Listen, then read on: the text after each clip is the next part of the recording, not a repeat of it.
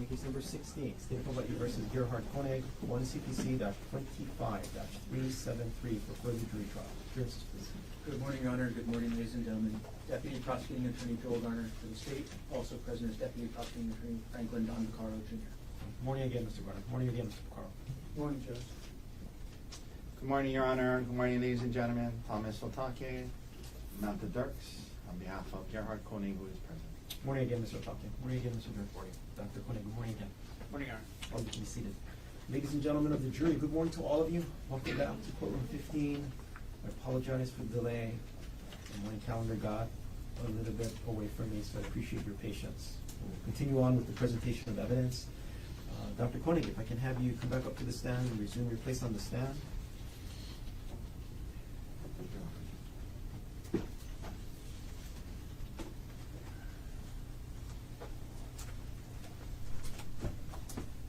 And you can have a seat. Dr. Konig, you're still on the roll. Yes. Mr. Garner, whenever you're ready, you may begin your cross-examination. Thank you.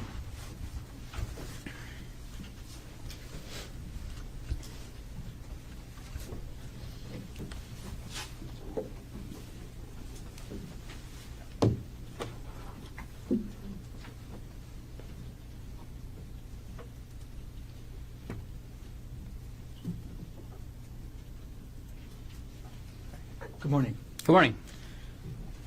On March 24, 2025, you were married to Arielle Konig, correct, Dr. Yes. Konig? You and Arielle got married in 2018, is that right? Yes. You dated for 1 or 2 years before getting married, correct? Yes. When you met Arielle, you were working as an anesthesiologist in Pittsburgh, right? Yes. And yesterday you described what anesthesiology is, correct?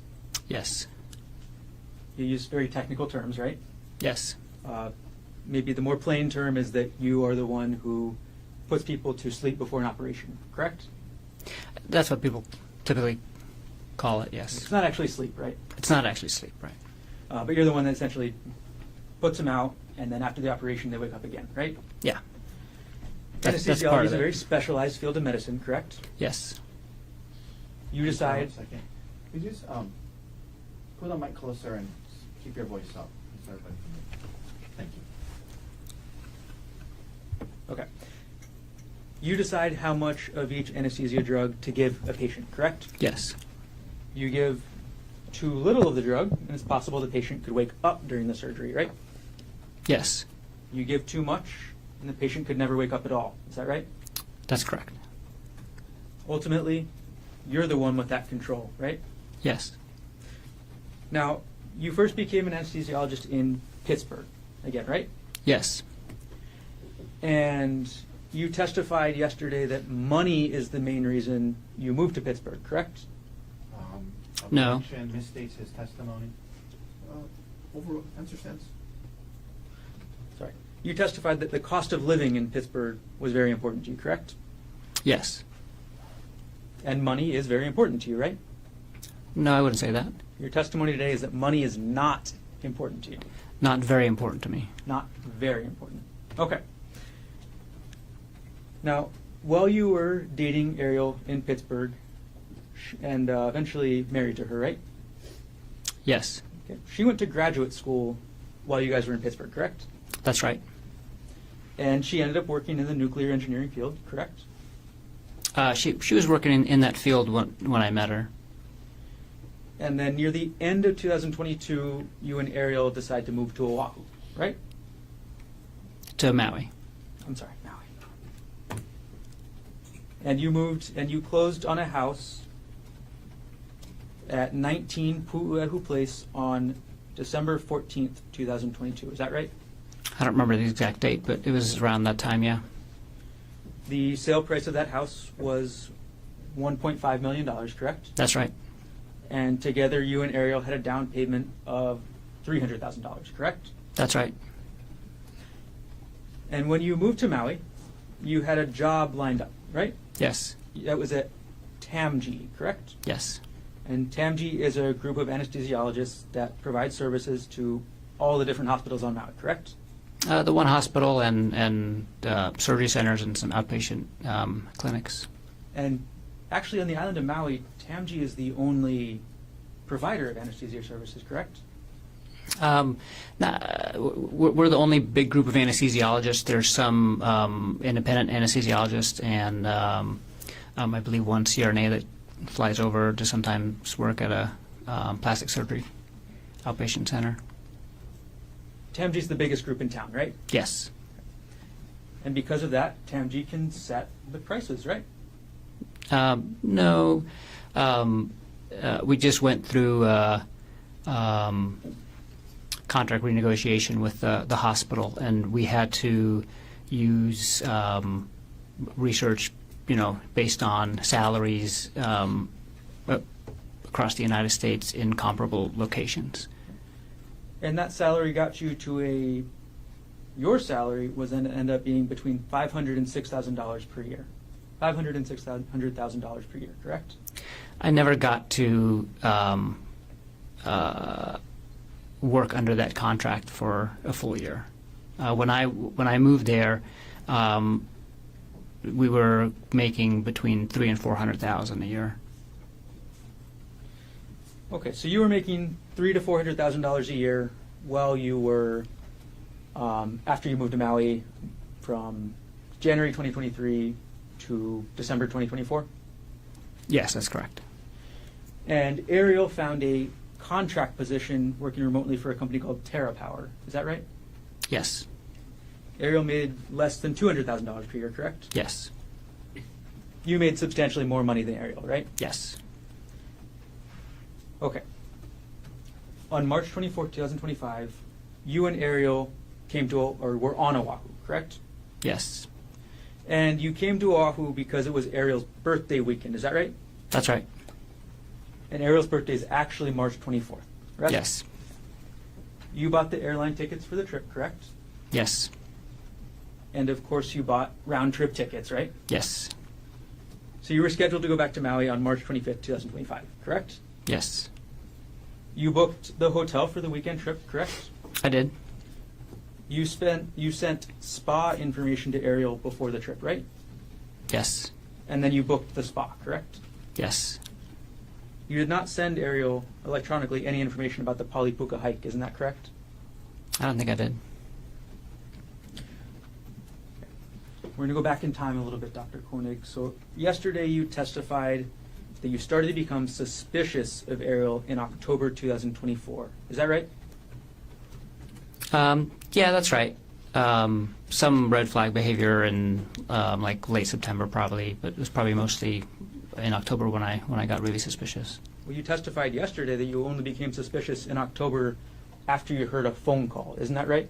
Specifically about Jeff Miller. But I was suspicious about her phone behavior prior to that Kauai trip in October. And once you became suspicious, you went into what you called detective mode. Is that right? Eventually.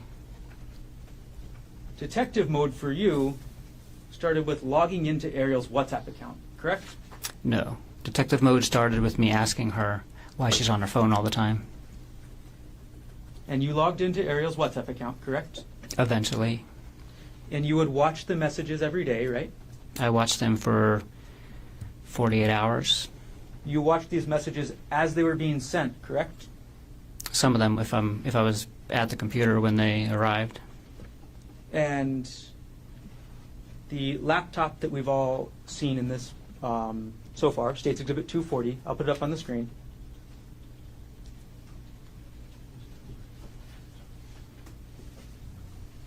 The 40 is in evidence. Yes.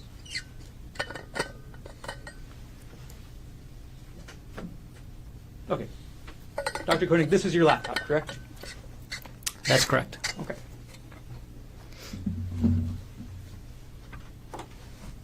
So you logged into Arielle's WhatsApp from this laptop, correct?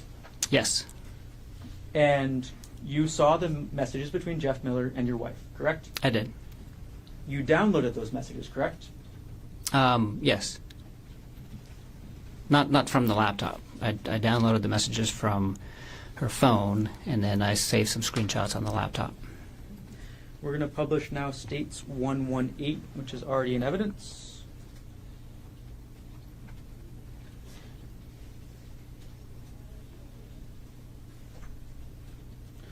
Okay.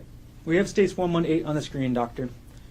This is an email you sent to Bryant Bunting, correct? Yes. Okay. And the first attachment to this email is called Screen Time and Deleted Messages, correct? Yes. I'm going to go to page 2. This is the first page of that Word document, right? Yes.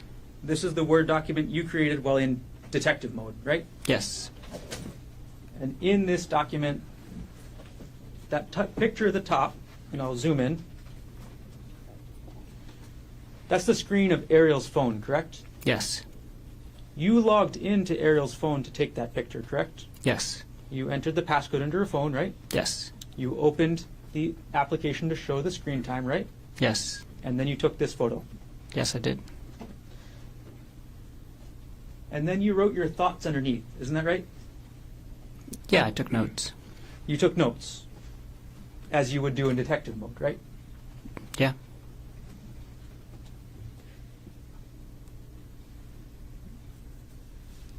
Your first notes were calculating the number of hours she spent on the WhatsApp app, correct? Yes. You calculated it and you did some division based on how many work days there were, right? I did. And then you speculated about phone calls, correct? Yes. Move on to page 3. Page 3 of this shows other screenshots you took, is right, of Arielle's phone, correct? Yes.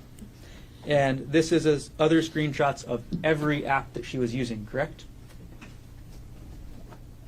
The Screen Time app keeps track of all of the apps that you use, and I think there's probably more, but I just did the first 3 pages. You didn't stop with WhatsApp, did you? No. You looked into her entire phone, correct? No, I looked it down to 3 pages of the Screen Time app. You were in detective mode and you didn't look through her actual text messages?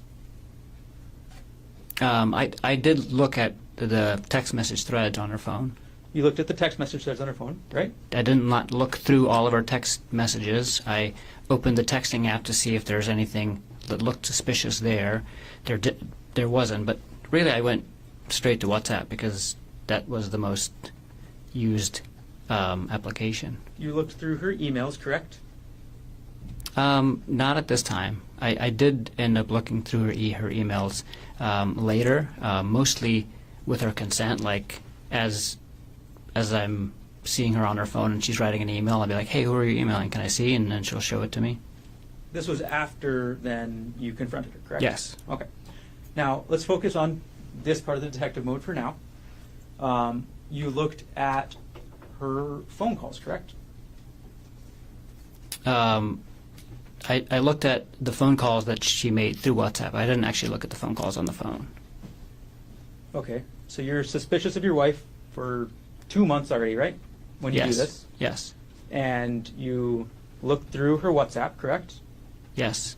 You don't look through all of her text messages, correct? Correct. And you don't look at her phone calls, right? Right.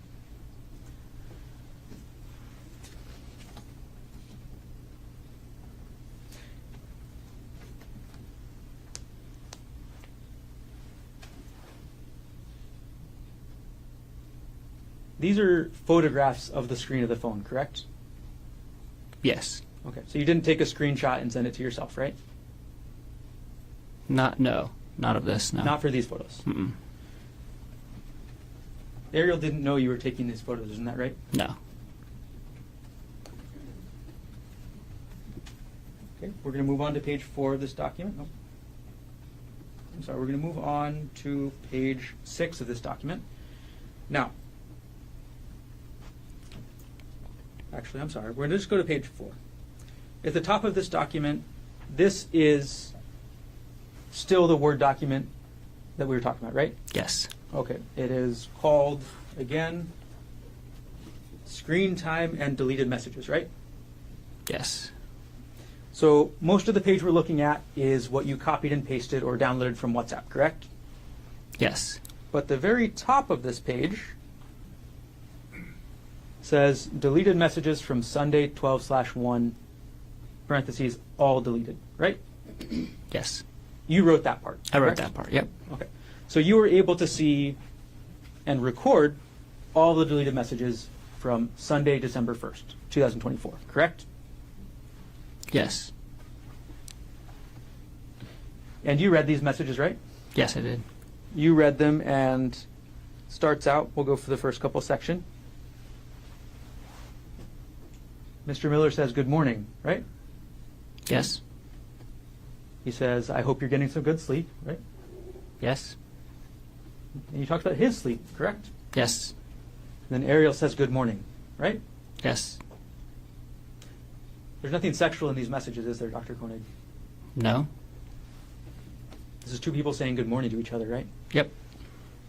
And you were upset because in your mind, this is what spouses do, right? Say good morning. I wasn't upset that they were saying good morning to each other. I was upset about the entire relationship that they had. You were upset that they were talking at all like this. Not just about good morning, about the whole thing. About the whole thing, okay. Yeah. You talked about that they were sending each other links for music, right? I did talk about that. And those links are actually contained later on in this document, correct? They were in earlier conversations. Can't remember where they are in the document. We moved on now to page 5 of States 118. Actually, we'll just keep moving forward. Okay, so we're on page 6 now, and you included a screenshot of the WhatsApp now, correct? Yes. And part of the screenshot, we'll zoom in, is your note at the very top says these are deleted messages from Tuesday 12/3. Correct? Yes. Okay, so far at this point in detective mode, you've looked at messages from 12/1, correct? Yes. You've also looked at messages from 12/2, correct? Yes. And now you're on to December 3rd, right? That's right. And December 3rd is the day that Arielle is going to San Luis Obispo, correct? Yeah, she was actually not arriving until the next day, but she was leaving Maui on that day. And then she had a layover in Arizona, correct? That's correct. And in this photo we're looking at here, Arielle is texting Jeff Miller about being on the plane and getting ready to go to sleep, correct? Yeah, that's one of the messages that's on there. So this is just the messages that were not deleted by the end of the day that day. So there's a lot more messages that happened during the day, but she had deleted them in different parts of the day. But yeah, the last message on this page says, I hope packing went well. I'm on the plane and ready to sleep. All right.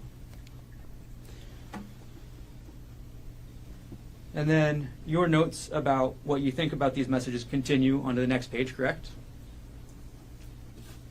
Not really what I think about it. So I was keeping notes of when I took the screenshots and what I was seeing at the time, because the way the screenshots work on the computer is that I have to basically copy and paste the screenshot, and that takes some time. So sometimes in between me copying the page and pasting it into the Word document or somewhere else and saving it and going back, she had already deleted other messages. And so I would just take notes and say, like, this message was sent before I could screenshot it, or and then sometimes she would delete some of the messages, and then later she would go back and delete more, and so it created a very confusing bunch of screenshots that I had. And so I took notes to kind of help myself piece it back together at a later time, and if that makes sense.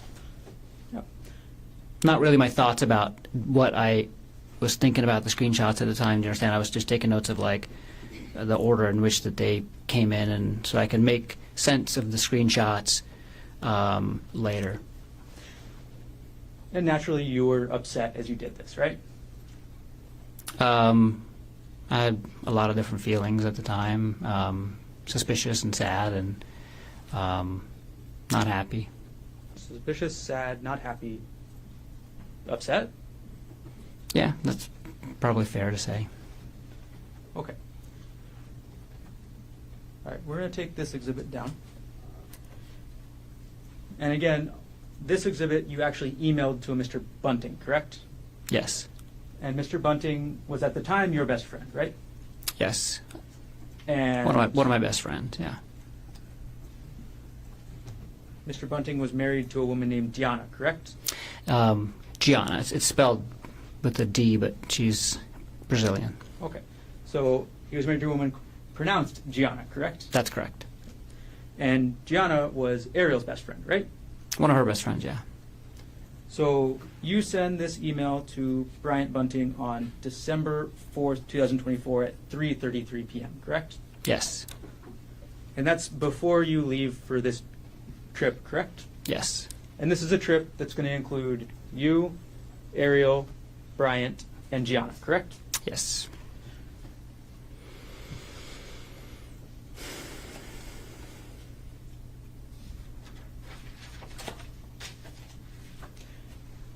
You also had 2 other attachments to Mr. Bunting, correct?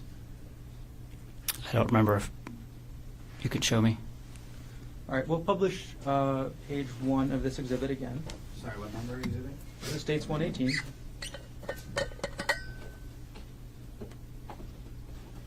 Okay, and we'll zoom in on the middle of the page to attachment names. There were 3 attachments to this email, correct?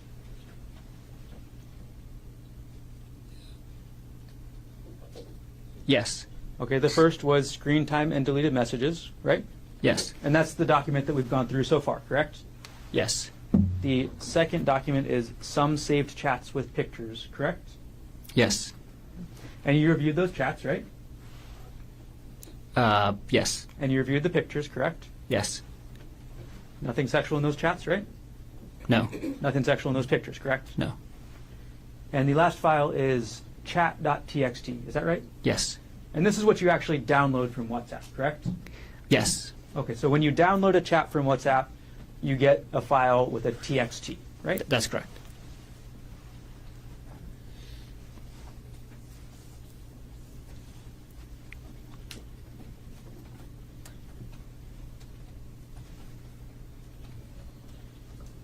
Now, you said already that you were upset when you were reading these messages, correct? Yes. You were upset that she was talking about her personal life with another person, correct? Yes. You're upset that she was talking about her kids, right? Yes. You're upset that she was talking about the kids putting stuff up on the Christmas tree, right? Yeah. I mean, in the context of the whole conversation, yeah, I was upset about that. And you're upset that your wife was keeping these messages secret from you, correct? Yes. So before you confronted Arielle, you emailed these documents to your friend Brian, correct? That's right. And you actually emailed these documents to Bryant, before you even got on the plane, is that right? That's right.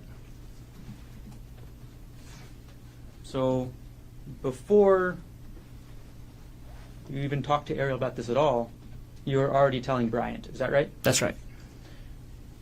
You didn't give Arielle a chance to explain herself about these, correct?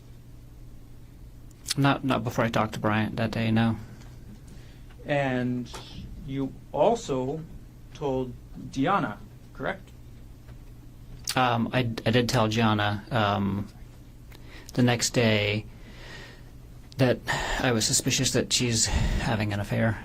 So you told Arielle's best friend about your suspicions before you told Arielle, correct? A few minutes before, yes. You did that because you wanted Gianna and Bryant on your side, correct? That's not correct. You wanted Arielle's best friend to hear about this emotional affair from you, right? No, that's not correct. You didn't want Gianna to hear about this from Arielle, correct? That's not true. Well, you told Gianna first, isn't that right? That's right. You wanted Gianna and Bryant to judge Arielle, correct? That's not true. You wanted to isolate Arielle from her best friend, isn't that right? That's absolutely not true. So after you tell your best friend and Arielle's best friend about this, that's when you actually confront Arielle, correct? That's correct. And you're upset, right?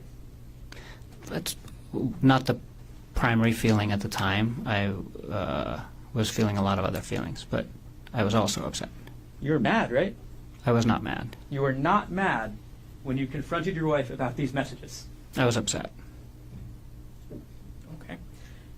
It's natural to be mad in this sort of situation, isn't it? You could be. And in this confrontation, you called Arielle a lying bitch, right? I did call her that at some point, not in the beginning of the disclosure. You called her a whore, right? I did call her a whore at some point. Again, I think within like the first 24 hours, and not during the initial disclosure. And after this all came out, after you confronted Arielle, called her a lying bitch, called her a whore, you wanted her to move out of the house. Is that right? That's right. You used an example yesterday where you talked about somebody else moving out for about 3 months and staying in a hotel, correct? That's right. And that's what you wanted Arielle to do, right? No. You just said you wanted Arielle to move out of the house. Isn't that right? Yeah, but you just asked if I wanted her to specifically move into a hotel for 3 months. I had no. I did not want her to move out of the house for 3 months and go live in a hotel. You just wanted her out. I preferred to have her move out while we're dealing with the aftermath of her having an affair. And Arielle didn't want to move out of the house. Is that right? We both didn't want her to move out of the house. We both decided that together after talking about it. You just said just a minute ago that you wanted her to move out, right? That was my preference in the beginning, and then we decided that we're not going to do that. There's Okay. plenty of examples of people holding contradictory beliefs, and then you talk about it and think about it and figure out which way you're going to go. Dr. Konig, Arielle's children were 4 years old and 18 months old at the time that you wanted her to move out. Isn't that right? That's correct. No mother would want to move out of the house with their kids that age, would they? I wouldn't think so. But that's what you wanted, right? I wanted her to move out of the house for us to deal with the affair, and I didn't want her to move out of the house and harm her children. I wanted both. Now, another thing that you wanted is you wanted Arielle to quit her job, right? That's right. And this is the remote worker job that she was able to find on Maui, correct? Yes, There are no nuclear power plants on Maui, right? that's correct. So if Arielle wanted to stay in her career and advance her career, she had to work remotely, right? That's correct. If you were to stay on Maui, right? Yes. And once Arielle quit her job, as was your plan, she would have been 100% dependent on you and your salary, correct?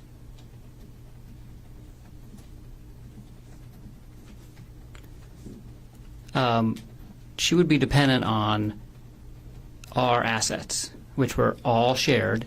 We had a shared savings account. We had a home that was shared. We had vehicles that were shared. We had food in the house that's shared. I mean, we had a lot of things in the house, and they were all shared. We would lose her income as a family for a short period of time. She has a very good resume. She would be able to get a job, probably within a few months. But if it took a few months, we were prepared for that.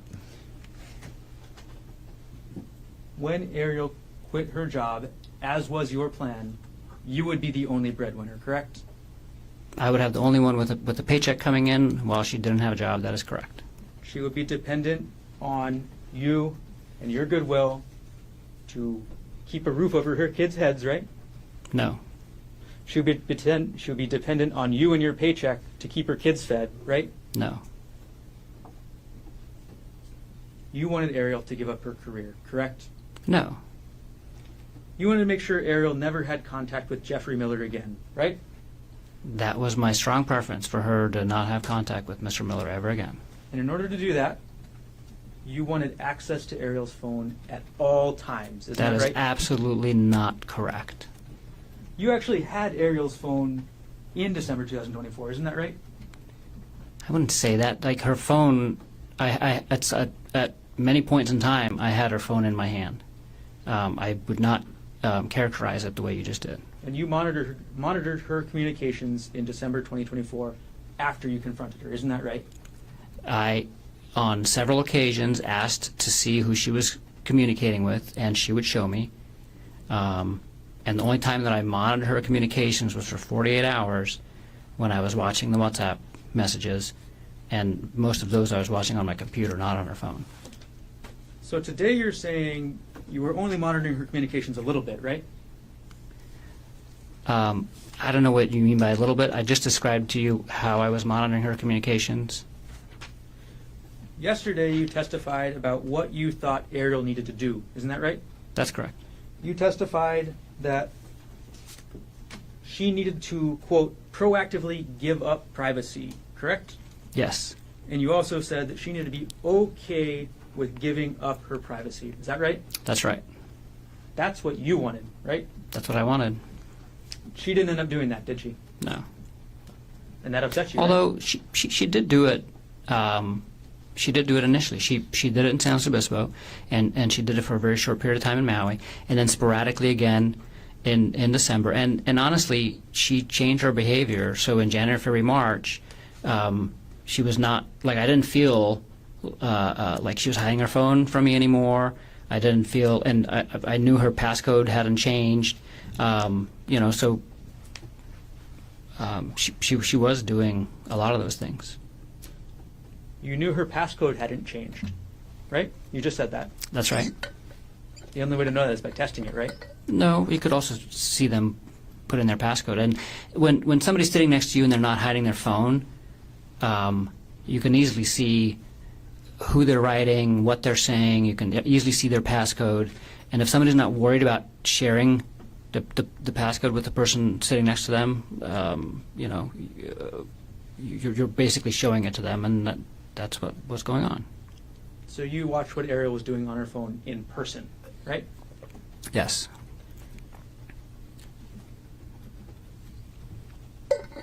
Now, another thing you mentioned yesterday is that you believed the cheating spouse needs to put in the work, right? That's not what I said. You testified that the cheating spouse needs to put in the work, right? You said that. I wouldn't characterize it like that. I would not say the work. The way you're making it sound is like there's only one work to be done. The work that needs to be done to heal a relationship after any kind of issue like this involves both parties. And I was talking specifically about the part that the cheating spouse has to commit to doing. I was not saying that was the only work that needed to be done, like you're implying. Dr. Konig, if we could not go into anything implied, I'm just asking you a question, okay? I'm asking you what you said. Your Honor, he's trying to answer the questions, should be allowed to answer.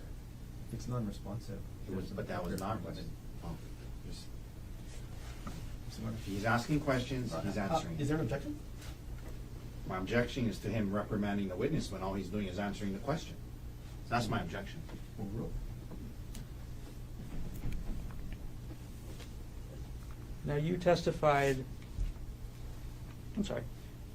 after you confronted Arielle about this affair, you wanted her to meet your physical needs, correct? I wouldn't characterize it like that.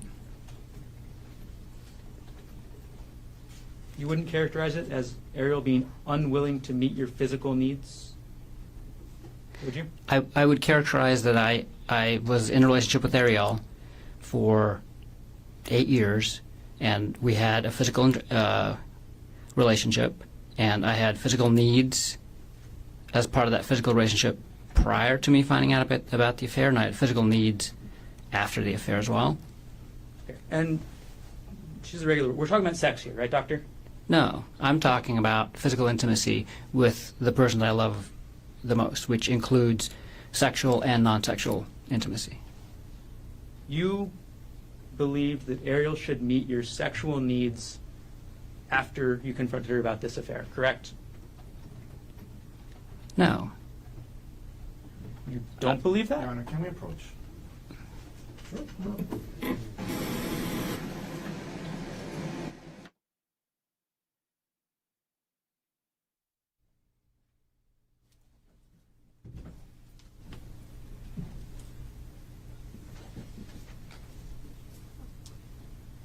Dr. Konig, after you confronted Arielle, you needed her to meet your sexual needs, correct? No. That's your testimony today. Yes. Arielle stopped having sex with you on December 24th, 2024, correct? The last time that Arielle and I had sex was on December 24th, 2024. We did not have sex after that, and we both decided not to have sex after that. You're upset that she wouldn't have sex with you, right? That is not true. When Arielle didn't have sex with you, you believe she was withdrawing from the relationship, isn't that right? That's not true. Arielle didn't want to have sex with you anymore, isn't that right? That's not true. Arielle was unwilling to quit her job, right? She was willing to quit her job initially, and then later she was unwilling to quit her job. That's correct. Arielle was unwilling to give up her privacy to you forever, correct?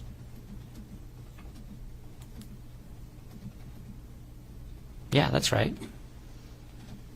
Arielle was unwilling to move out of the house and away from her children, correct? Yes. Arielle was unwilling to have sex with you whenever you demanded it. Isn't that right?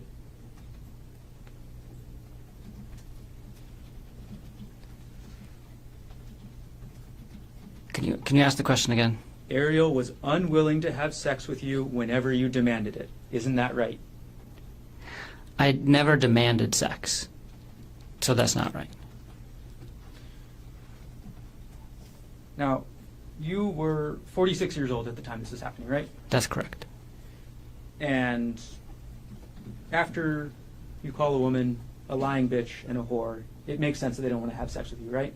Objection argumentative, Your Honor. Sustain.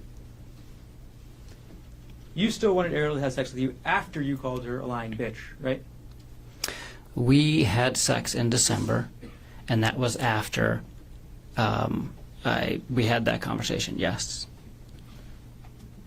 You were upset that Arielle was still talking to Gianna about you, right? No? You testified yesterday that you were upset that Gianna called you a monster, right? I was upset. Well, that made me suspicious of how Ari was characterizing both the affair and our relationship at the time to Gianna. And this is after you wanted to have Arielle move out of the house away from her kids, right? Actually, this was during. At the time that she made that comment, we were in an argument where I was asking her to move out. At the time she made that comment. Is this the argument you mentioned on December 26, 2024? Yes. Okay. That went into December 27th. The argument went into December 27th? Yes. Okay. So this argument happens. You're still mad, right? And again, I wouldn't characterize my emotion as mad. Whenever we talked, I was certainly upset, but not mad. This argument where Arielle told you that Gianna called you a monster, this is after you told her to quit her job, right? I asked her to quit her job. I didn't tell her to quit her job. I asked her to quit her job as part of us healing from the affair at the beginning of December. I actually didn't ask her to quit her job at any point in time after that. I had asked her to give me updates on how the job search is going, but only in probably the first couple weeks of December, and then we never talked about it again. It was obvious that she wasn't looking for a job anymore, and at that point in time, we were discussing other things in the relationship. So the last time I had asked her to quit her job to help us heal from the affair was in the beginning of December. So your testimony today is you just let this go? You just let this go about her job? Shan misstates his No, I did not. I did not let it go. I put a pin in it, basically. I put that issue on hold while we were dealing with other things in the relationship. Let me go back in time a little bit, Dr. Konig, back to early December. You looked up somebody called Andrea Miller on LinkedIn, is that right? That's right. LinkedIn is a social media site used for professional networking, is that correct? That's correct. And you need a specific type of account or access to a type of account to find out the email for another person, correct? I don't use LinkedIn very often, so I'm not sure excuse me, whose email addresses you have access to and whose you don't, without certain features of the program. Well, on December 5th, 2024, you actually purchased what's called a Sales Navigator Core account on LinkedIn. Is that right? Yes, I signed up for a free trial of that feature of the LinkedIn account, specifically to get access to Andrea Miller's email account or email address. So you signed up to find Andrea Miller's email address, Yes, right? I did. And you found her email address, correct? Yes, And on December 6, 2024, at 8:24 a.m. Hawaii time, you sent an email to Andrea Miller, correct? I don't remember the exact date or time, but that sounds right. And yes, I did email her. Okay, we'll put States Exhibit 108 already in evidence up onto the screen. This is the email you sent to Andrea Miller, correct? That's correct. You sent it on December 6, 2024 at 8:24 a.m. Is that right? That's right. And the address too is the email address that you found from Andrea Miller from LinkedIn, correct? Yes. That's her work email address, right? I don't know. Kyndryl is a financial services company, correct? I don't know. In that email, you testified yesterday that the purpose of this email was simply to let Miss Miller know what's happening. Is that right? That's correct. And at the start of this email, that's what you do, right? You tell her about what you think about Jeff and Arielle, and you call it an inappropriate relationship, right?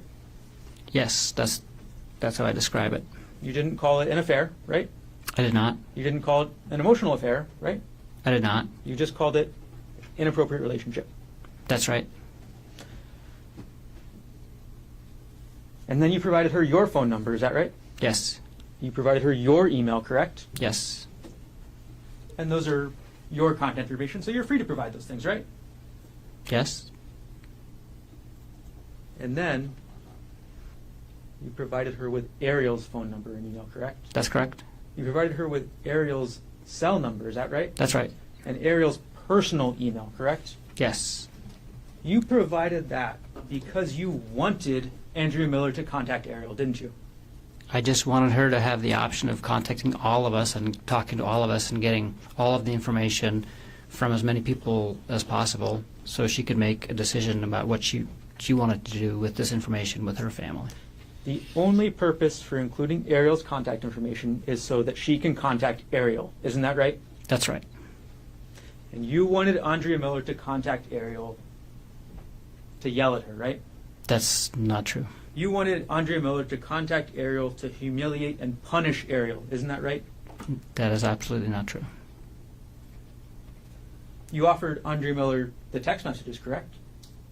I did. All right. I don't know if I did or not. I don't think I offered it to her. I just said I You said, I can share with you what I have can if share you with would you. like. Yes. Right? Yes, I did. You also sent Miss Miller a contact request through LinkedIn directly, correct? That's correct. Andrea Miller never replied to your emails, isn't that right? That's right. Andrea Miller never replied to you on LinkedIn, isn't that right? That's right.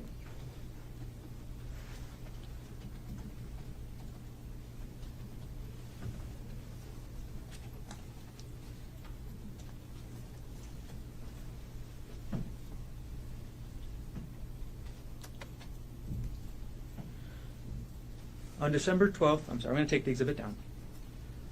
On December 12th, 2024, you ordered the first of a several series of audiobooks about affairs, correct? I don't remember the exact date, but that sounds right. The first book you ordered was called The State of Affairs, is that right? That's right. And as it states in the title, it's a book about having affairs, correct? Yes. Okay. 2 days later, on December 14th, 2024, at 10:45 p.m., you opened a PDF file on your computer from your prior divorce proceedings. Is that right? I have no recollection of that. We're going to publish dates 113, already in evidence. Now, you, on December 14, 2024, opened up a PDF file called Bank of America Amex E-Statement 2015-12-24.pdf, right? I have no recollection of this. You have no recollection. Mm-mm. All right, well, let's zoom in on the photo.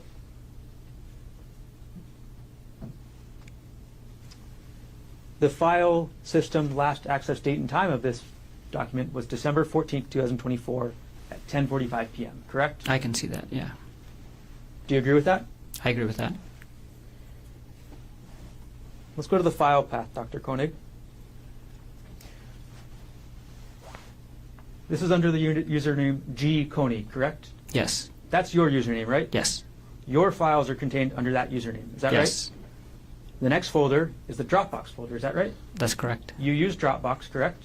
I do? You have a Dropbox that has subfolders in it, correct? Yes. The next subfolder is called JPR. Is that right? That's correct. That's a subfolder that you created, correct? Yes. That's a subfolder that means Jessica Patella Ray. Isn't that right? That's correct. And under Miss Ray's subfolder, or Miss Patella Ray's subfolder, you have a separate subfolder called Divorce. Isn't that right? Yes, I created that. You made that folder, correct? Yes. And in that folder, there's another folder, right? Yes. And that's for 2016-04 hearing. Isn't that right? That's right. This is a hearing about your divorce from April 2016, correct? Yes. And the last subfolder is supportive documents. Isn't that right? Yes. And in that supportive documents folder, the supportive documents are for this April 2016 hearing, correct? Right. These are the documents that you want to bring to your divorce hearing, right? Yeah. And the It was a long document- time ago, but that was probably all the supporting documents that my lawyer needed for that hearing. And this was a Bank of America Amex statement from 10 years prior. So A long time ago. I have no recollection of looking at a Bank of America Amex statement from 10 years prior on this date. I don't remember doing that. You don't remember at all. Mm-mm. And I mean, it says file system last access. I don't know if that gets triggered if like a file is copied or something like that, because I was looking through the documents when they were presented into evidence earlier in the week, and there were a few that I did not recall accessing on those times. Many I do recall accessing. But this one But about this is- divorce, this is you're what- saying you don't. I don't recollect accessing that. No. Now, on December 14th, And I can't think of a reason why I would have. you can't. There's no reasonable reason for you to be accessing this. Is that right? There's no.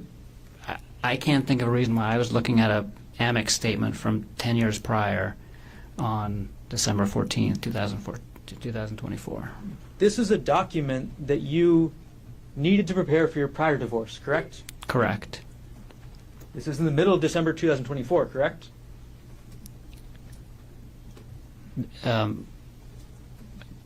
That this document was accessed? Yes. Yes.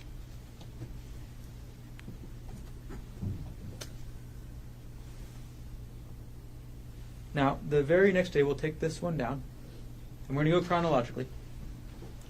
The very next day, on December 15th, 2024, at 8:17 a.m., you viewed a January 2022 pay stub for your wife, Arielle Konig. Is that correct? I don't recall that, but I that sounds more plausible that I had done that. But I don't specifically recall that date and looking at that document. We'll publish dates 125. This is the metadata, correct? Oh, I'm sorry. This is not page 1.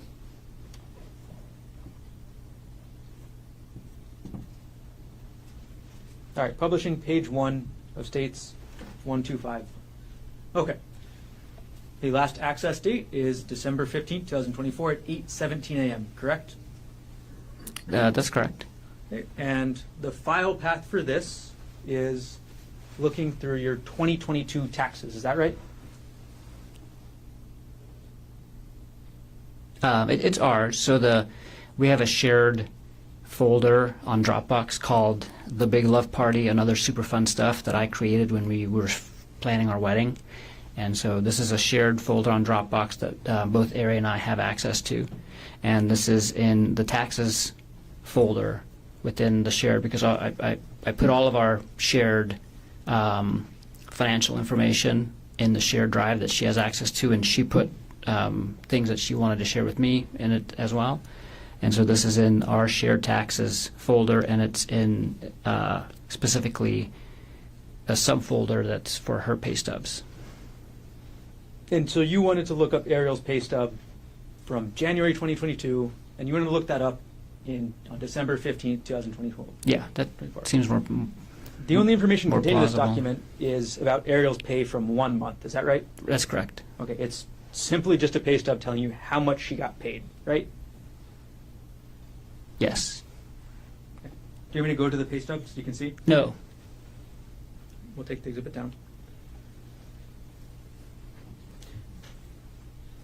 And you're looking at this pay stub the day after you're looking at this document from your prior divorce. Isn't that right?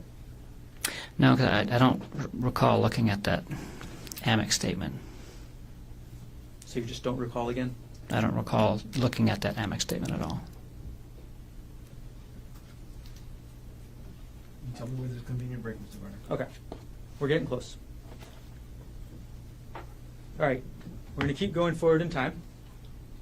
December 18th, 2024 now. You purchase your second audiobook. Is that right? I think you've already mentioned 2. Isn't this the 3rd then? I mean, I don't remember.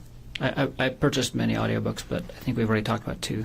So far we've talked about The State of Affairs. Is that right? That's right. Which other book? Oh, okay.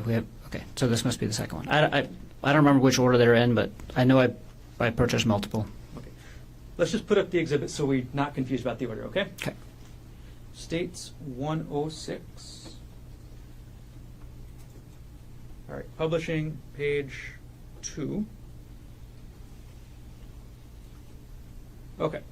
This book you purchased on December 18th, 2024 at 9:30 a.m. Is that right? That's right. Okay. And this book is called After the Affair, the 3rd edition, correct? Yes. Okay. And then on the same day, you purchased the 3rd book, correct? We'll go to page 3. This one you bought on December 18th, 2024 at 11:48 a.m., correct? Yes. Okay. And this is the one you mentioned in your testimony yesterday, How to Help Your Spouse Heal from Your Affair, correct? That's correct. There was 2 books with the same title actually that we both listened to. Got it. So there's actually a second book with the exact same title, right? That's correct. Okay, and that book's on page 4 of this exhibit, correct? That's it. Yep. Okay, and you purchased these on the same day, although you purchased the second one later in the afternoon at around 2 p.m., correct? Yes, that's what it looks like. Yep. Okay. 2 books with exactly the same name, right? Yes. That could get confusing if you want to talk about them, right? Yes. Take the exhibit down.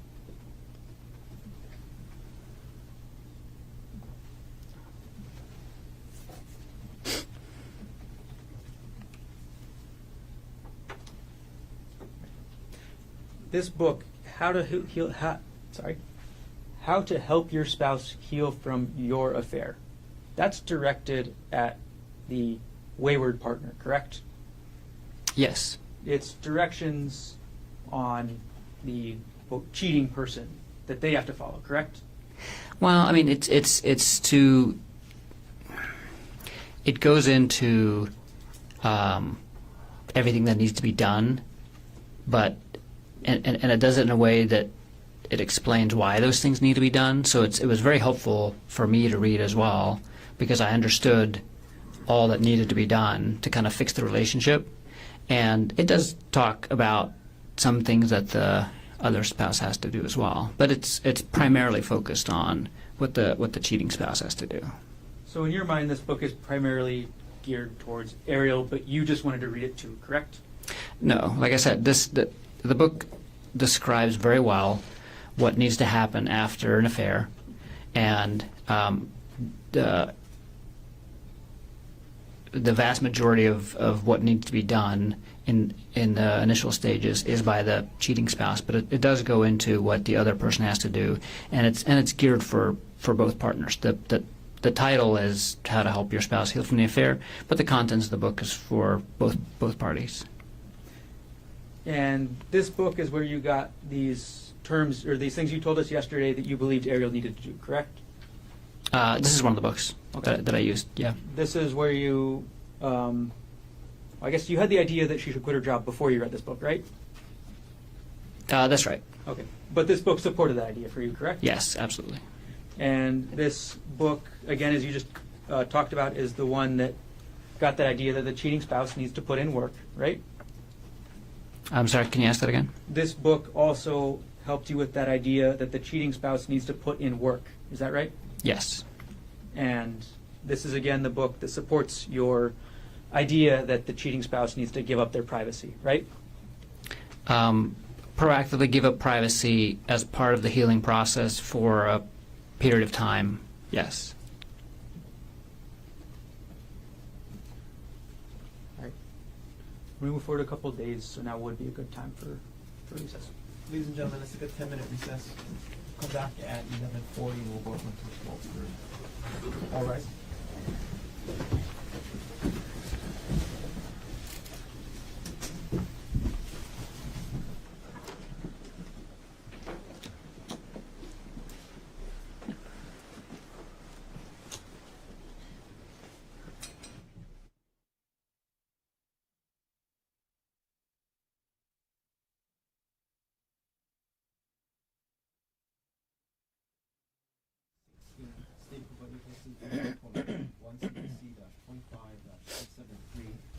Dr. Konig is on the stand, and so are all four counsel of record are present. All jurors are back in the courtroom.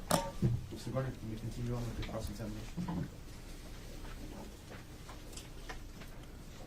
All right, Dr. Konig, the last question I asked you was about December 18th. Now I'm going to move forward a couple days to December 21st, okay? Okay.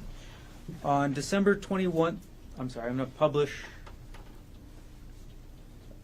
December 21st, 2024 at 2:49 p.m. You opened a PDF file on your computer that was a November 2022 retirement account statement for Arielle. Is that right? I don't recall doing that specifically, but that sounds like something I would do, yes. That sounds like something you would do, is what you just said? Yes.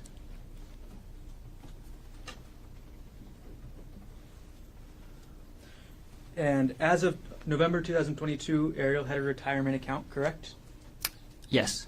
And that retirement account, again, as of 2022, was valued at $191,439, correct? I don't remember that exact number, but that sounds about right. Was that number Is this accurate? Yeah, yes. And in November 2022, you were the primary beneficiary of that account, correct? That's correct. That means that if anything happened to Arielle, you would get that money, right? Yes.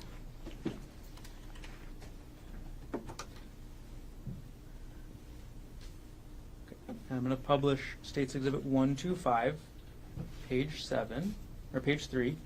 This is the metadata for the account that you accessed on, or for the document you accessed on December 21st, 2024. Is that correct? Yes. All right, and this is the Westinghouse November 2022 statement, correct?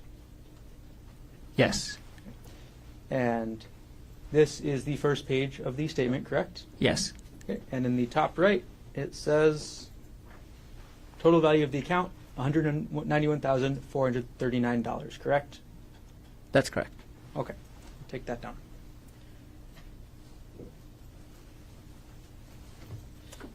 December 24th, 2024, at 3:36 a.m., you accessed a document from 2018 on your computer, correct? I don't recall that. I'm going to publish dates 125 at page 7. On December 24th, 2024, at 3:36 a.m., you accessed a PDF, correct? I have no recollection of accessing this. This is a document that talks about. Objection, non-responsive. Sustained. Okay. Now, the last access date and time from this metadata is December 24th, 2024 at 3:36 a.m. Correct, Doctor? Yes. Okay. And the file is located in a folder called PIT or Dropbox/RE/PIT tuition benefits, correct? That's correct. And the specific document discusses the tuition that paid for Arielle's master's degree, correct? I don't. That's part of it. Until I see the document, I can't tell exactly what it is, but I think it talks about, because I was Go to page 8. Well, can you let him finish? Go ahead. I was an employee of University of Pittsburgh, and through that we got some benefits that helped pay for her MBA that she was doing at University of Pittsburgh. So that's just what I asked, right? Well, is there a question? That's the next question. That is the question. Is that what I just asked? Can you remind me what you just asked? I asked if the document was about how the education benefits from Pittsburgh that paid for Arielle's graduate degree. Yes, that's correct. Okay. Now I actually have the document on the screen, right? Yes. Okay. And your benefits from working at Pittsburgh, at the University of Pittsburgh, paid for Arielle's education, correct? Not completely. It defrayed some of the costs. And this document is how you started that process to get parts of her master's degree paid for, correct? Yes, that's the application form, I believe. The title of this document is Request for Education Benefits Form for a Spouse/Domestic Partner, correct? Yes. Okay. And again, you were looking at this document at 3:36 a.m. on December 24th, correct? I have no recollection of looking at this document in December. I don't know why I would be doing it at 3:36 a.m. Okay. And December 24th, obviously Christmas Eve, correct? Christmas Eve, like Christmas Eve morning. It's the basically. middle of the night. Middle of the night, But right? yes, right? Yes. 3:36 a.m. and you have no idea why you would be looking at this document, right? No. You have no idea why you would be looking up the benefits that Arielle got from your job, right? Right. On December 24th, 2024, at 3:36 in the morning, you were upset about this emotional affair, correct? No. You were I was thinking probably sleeping. that you paid for Arielle's education and this is how she repays you, right? No.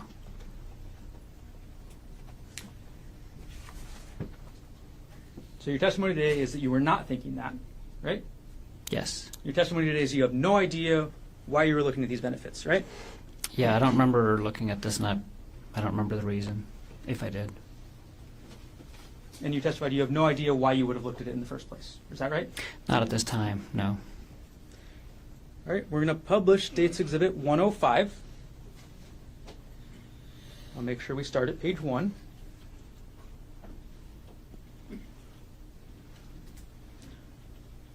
All right, publishing States 105 at page 1. This exhibit is your Reddit internet history, correct, Dr. Konig?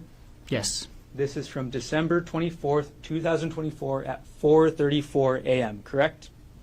Yes. And you're looking at a website or a webpage titled Lying Again. Isn't that right? Yeah, that sounds plausible. This is less than an hour after you're looking at those education benefits. Isn't that right? It's an hour after the timestamp, but I don't recall looking at that tuition benefit. But I do recall being on Reddit in December, and I can't remember exactly when and where. But maybe I was up at 4:30. That sounds plausible. That sounds plausible? Yes. All right, later that day, so we're still on Christmas Eve, at 12:49 p.m., you emailed yourself 3 separate files, correct? I don't recall. 12:49 p.m., Christmas Eve, you emailed yourself 3 files, all related to Jeff Miller. Isn't that right? I don't recall. We'll publish dates 119, the first page. On December 24th, 2024 at 12:26 p.m., you sent an email from your gkonig@proinbox.com email to the same email address with an attachment called WhatsApp chat jeffmiller.zip, correct? Yes. And then we're going to publish dates 120, the first page, the metadata. At 12:20 p.m. on the same day, Christmas Eve, you sent yourself WhatsApp chat jeffmiller2.zip, correct? That's correct. And states 121 with the metadata page, the first page. On the same date, December 24th, 2024 at 12:20 p.m., you sent a third email to yourself, right? That's correct. And this was with WhatsApp chat jeffmiller3.zip. Is that right? Yes. So, going through our timeline on Christmas Eve, 3:36 in the morning, document about Arielle's financial benefits from your job, correct? That's what's being opened on your computer. Yes. 4:34 a.m., you start your Reddit search about lying again, correct? I don't know if I started it but I was looking at that thread at 4:34 p.m. 12:20 p.m., you send yourself these emails, correct? Yes. It's safe to say that on December 24th, 2024, you were thinking about this affair, correct? Yes. You were upset about this affair, correct? I was hurt and confused and a lot of things. And I was probably upset too. Yes. Okay. We'll move on to Christmas, Dr. Konig. We're going to publish now States Exhibit 105 at page 6.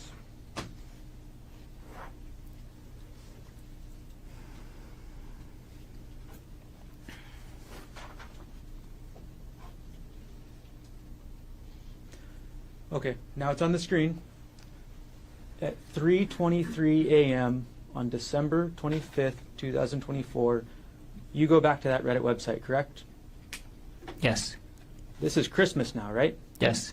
Christmas Day, 3:23 a.m., you're on Reddit, right? Yes. And you look at Reddit around that time, 3:30 a.m., for a couple different posts, right? I don't remember, but that sounds plausible, yeah.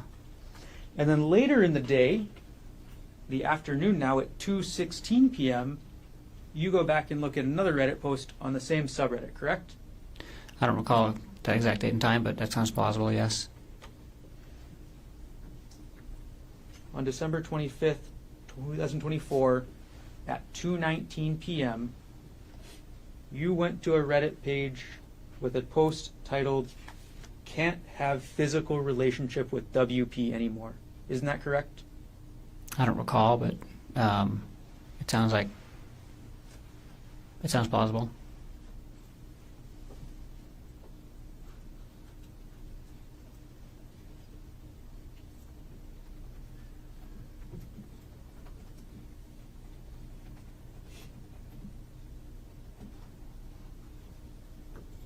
We're going to publish dates 105, page number 20. This is that page you visited at 2:19 p.m. on Christmas, correct? Yes. And the title of that page is "Can't Have Physical Relationship with WP Anymore," correct? Yes. WP is wayward partner. Is that right? Yes. And in your relationship, in your mind, the wayward partner is Arielle. Is That's that right? correct. So you're thinking about the physical relationship at this time, correct? That's one of the things, yeah, that I was thinking about and reading about. Just a few minutes later, you search a term on Reddit called Darvo, correct? I don't recall when I did that, but I do recall searching for that term, yes.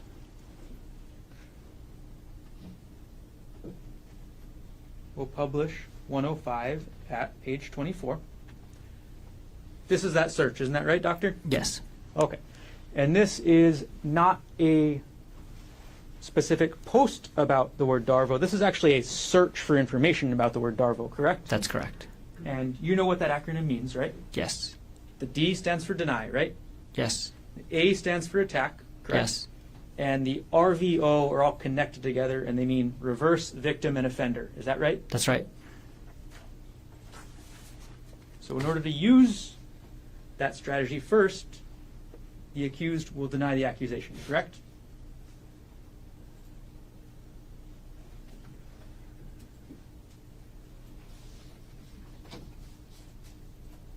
Oh, I'm sorry, could you ask that in a different way or clarify?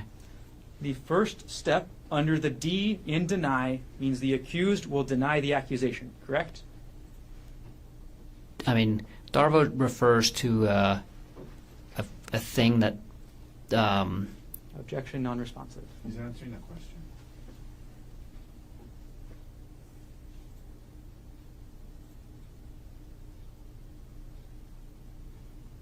Objection sustained. Can you ask the question one more time? The D in Darvo, Stands for deny. and the first step is, or that means that the person accused will deny the accusation, correct? That's correct. The A stands for attack, right? Right? And that step is the person accused will attack the accuser's credibility. Is that right? It stands for attacking the accuser in many different ways, not just their credibility, but that's one of the ways in which they could be attacked. Yes. So you can attack credibility, right? Yes. You can attack them in other ways, correct? That's right. You can attack them with irrelevant information, right? Lots of different things. Lots of different ways you can do the attack, right? That's correct.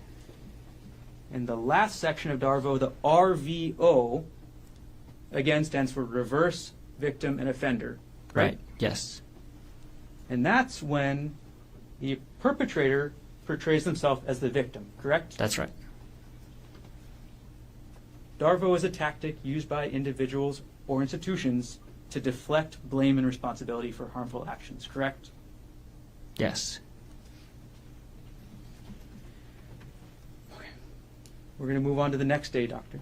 December 26, 2024, at 6:47 a.m., you reviewed your 2018 tax notes. Is that correct?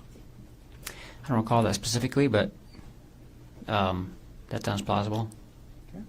We're going to publish the metadata page, so the first page of States Exhibit 114. Okay. You can look at the screen, Doctor. Yes. On December 26, 2024, at 6:47 a.m., you accessed a document called 2018 Taxes GK Notes, Yes. correct? This document is your notes about the taxes you paid in 2018, correct? It's the document that I create that has all the information that I give to our accountant so that to help them do our taxes. So I make a document every year, and for the next year I copy and paste the previous year's document, and then I just change the information and send it to them. Yes. So it does have how much we paid in taxes, but it also has a bunch of other stuff in there. And you said then for the next year, each year you'll copy and paste the last year because obviously you just want to use the most recent year, correct? That's right.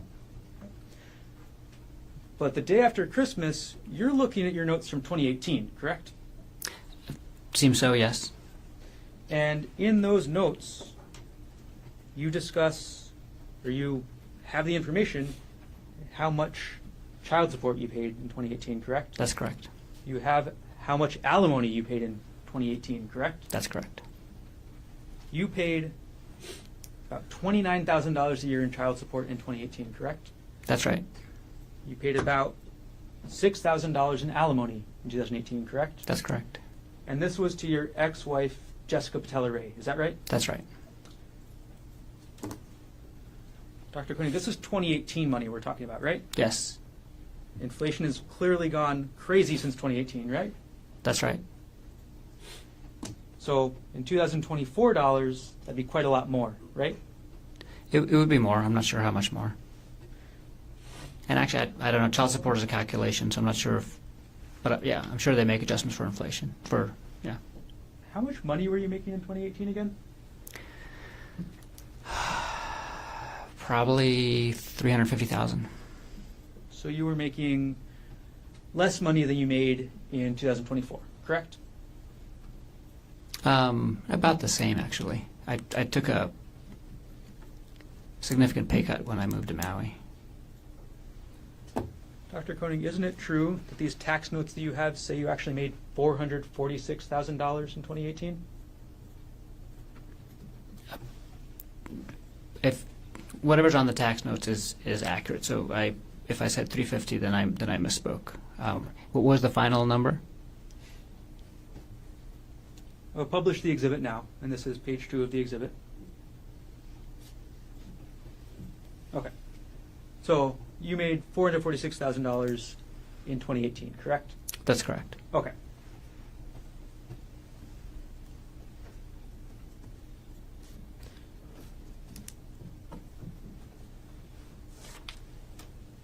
While we're talking about December 26th, we do need to follow up, Dr. Konig, because you mentioned that you had a big fight with Arielle on that day, correct? That's correct. The same day you're looking up your tax documents with your alimony and child support, you get into a fight with Arielle. Is that right? The same day that I look at the tax documents that has a lot of information on it, including the alimony and child support, I get into a fight with Arielle. That's correct. And given the fact that you looked at these tax documents at 6:47 a.m., the fight was after that, correct? Yes. The fight was during the daytime, correct? It was at night. So the night of December 26th, you get into this fight with Arielle, correct? That's correct. And this is the second time in this fight that you tell Arielle to move out, right? It's the second time that I ask her to move out if she doesn't take accountability for the affair. That's correct. It's the second time that you ask Arielle to leave her 18-month-old, right? That's correct. It's the second time that you ask her to leave her 4-year-old, right? Well, that's not correct. I wasn't asking her to leave the children. She would move 200 yards down the street to her parents' house and see the children as often as she wanted to, but she would not be physically living in our house anymore. So that is not correct. I did not ask her to leave the children. So you have this fight with Arielle on the night of December 26th, correct? Yes. And then, on the morning of December 27th at 6:34 a.m., you look at Arielle's pay stub again, correct? I don't recall that specifically, but it's the end of the year. I was probably looking at a bunch of tax documents and financial things, and I always get up early because I have to get up early for work, so that sounds very plausible. It was the end of the year, and you wanted to look at tax documents. Is that what you just said?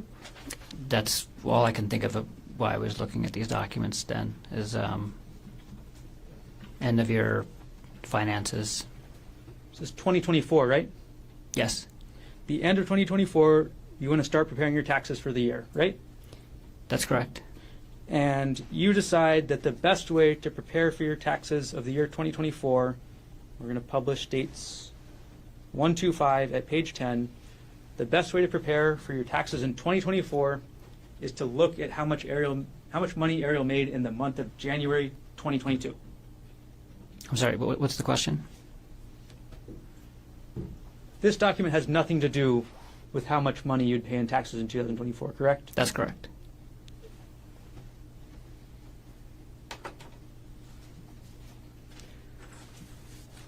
The same date, December 27th, 2024, you order a hidden voice recorder, correct? That's right.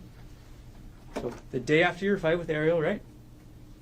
And the morning, and we were fighting that morning as well, so the same day. You fought in the morning of the 27th as well? That's right. The same day that that happens, you buy this hidden voice recorder, correct? That's right. You buy it from Walmart.com, right? Yes.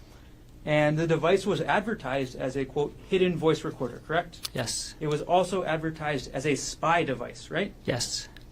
The recorder had a magnet on the back, correct? Yes. And that magnet made it so it'd be easier to hide, right? Magnet made it so you can attach it to magnetic objects. You could put it underneath the desk if the desk was metal, right? You could do that. You could put it behind a fridge if you wanted to, right? If it's the right metal, yes. And you testified yesterday that your purpose with this device was to secretly record Arielle, correct? That's correct. This device would also work just as well to leave in her home office. Isn't that correct? You could, yeah, you could leave it, I mean, you could leave it wherever you want to leave it. You could leave it in her home office to test out whether she was still talking to Jeff Miller, correct? You could. And on the same day, December 27th at 9:15 a.m., you looked into the WhatsApp login portal on your laptop. Is that right? I'm sorry, can you, what time did you say? 9:15 a.m., you logged into the WhatsApp login portal from your laptop, correct? That sounds plausible, yes. So as you're having this fight with Arielle in the morning, 9:15, around then, you log into WhatsApp, right? Yes. You want to find out who she's been talking to, what she's been saying, right? No. I was logging into my WhatsApp. You want to At find that out point if in Arielle's time, still... Sorry. Let them finish. At that point in time, I was not logged into her WhatsApp on my computer any longer, and I was using WhatsApp for my work, and I was logging into my WhatsApp. So your testimony is that immediately after having this fight, after same day you're ordering this recorder to spy on Arielle, that you're logging into WhatsApp for other purposes. Yes. And on December 27, 2024, you order another audiobook. Is that correct? I don't recall. You order an audiobook called Getting the Love You Want, right? Oh, yes, I do. Yes. Okay. Let's walk us through December 27th again, Doctor. In the morning, 6:47 a.m. Sorry, let me get the time correct. In the morning at 6:34 a.m., you look at Arielle's January 2022 pay stub, correct? Asked and answered. Just going through it again here. Just went through it. Yes. Yes. Is that the answer to my question? I'm sorry. Can you ask the question again? Okay, we're going to review December 27th, 2024, okay? So, 6:34 a.m., you look at Arielle's old tax document. Asked and answered, Your Honor. Just went through this. He didn't answer it. I mean, what, 8 minutes ago, we went through this. He's answered no. Yes. Okay. You looked at her, or you also got into a fight with her that morning. We continued an argument from the previous night. Same day you order the hidden voice recorder. Yes. Same day you log into WhatsApp. Asked Yes. and answered. And same day you order this next audiobook, correct? Yes.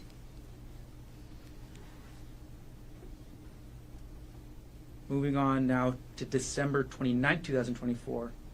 You looked up your wife's Facebook profile, correct? Excuse me. I don't recall that specifically, but I probably did. And you specifically went to her friends list, isn't that right? Again, I don't recall that specifically, but I probably did.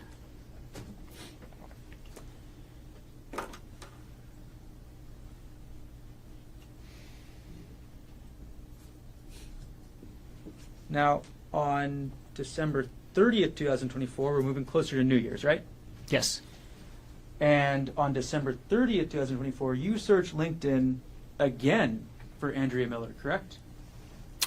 I don't recall doing that. You don't Not recall? a specific day, but I do recall looking her up again later in December. We'll publish Dates Exhibit 109 at page 4.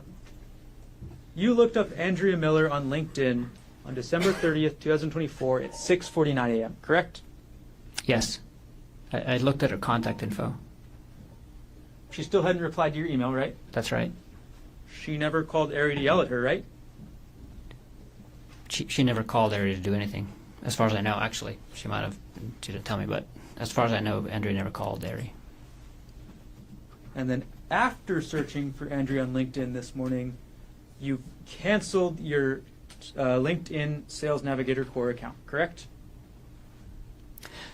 That sounds right. I had to cancel it within 30 days, and so I probably went in LinkedIn to cancel the account and then also clicked on Andrea's profile. This is page 5. This is the email confirming your cancellation, correct? Yes. Okay. So, and this is at 6:56 a.m., is that right? That's right.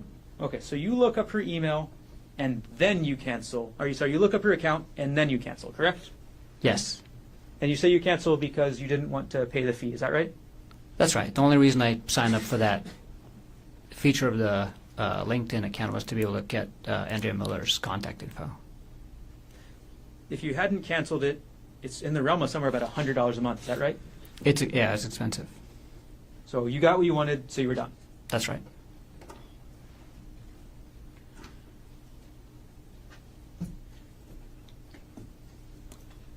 And on that same day, December 30th, you also purchased a new audiobook, is that right?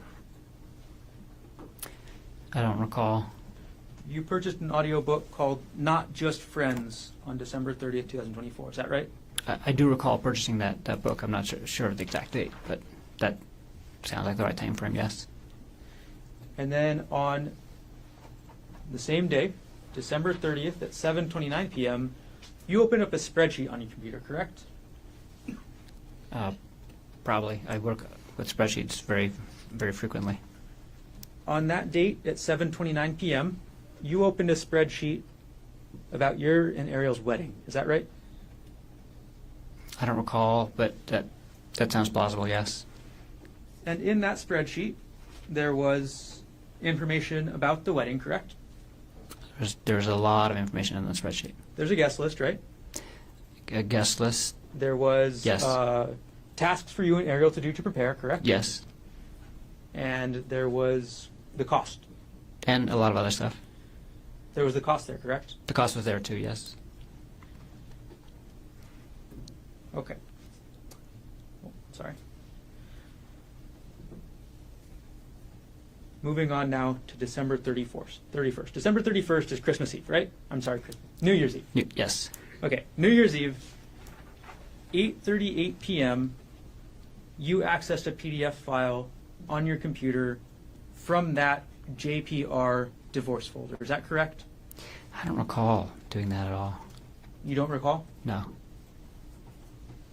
We'll go to States 113. We'll publish page 2.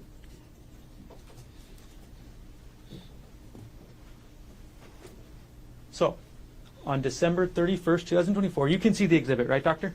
Yeah. Okay. On December 31st, 2024, at 8:38 p.m., on your computer, this document was opened up, correct?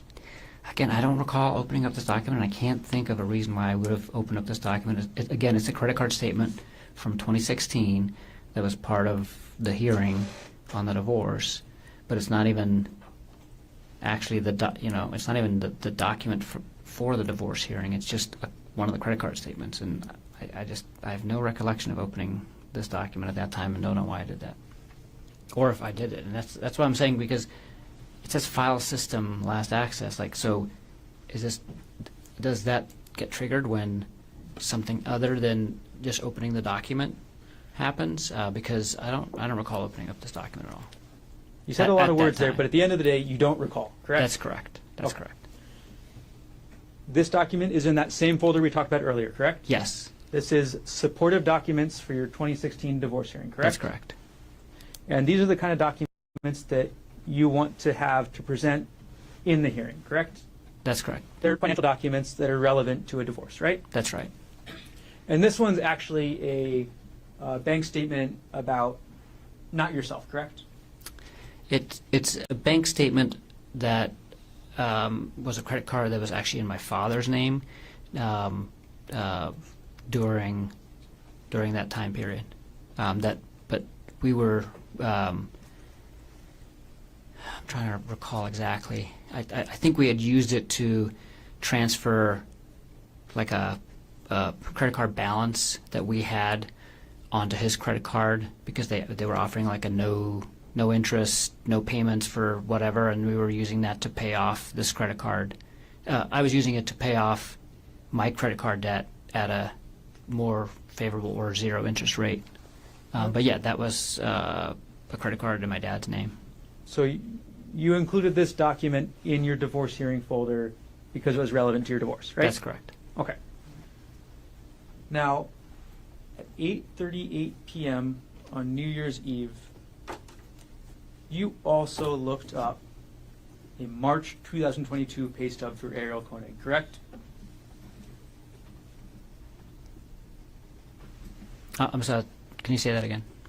At 8:38 p.m., the same time, on December 31st, 2024, the same date, you also looked up a March 2022 pay stub for Arielle Konig. Is that right? I don't recall doing that specifically, but that sounds possible, yes. We're going to publish dates 1, 2, 5, page 11. All right. Dr. Konig, this is the metadata for that document, correct?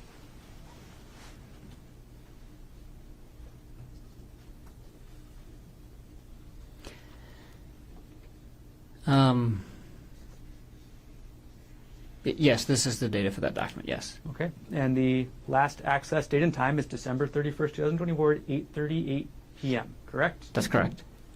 And this document is not in the taxes folder, is that right? Right, which is, it just makes no sense that I access this document out of that folder. Dr. Konig, that's not the question. Yes. What was the question? This document is not in the taxes folder, That's correct? correct. Okay. And again, there's no real reason to be accessing this document, correct?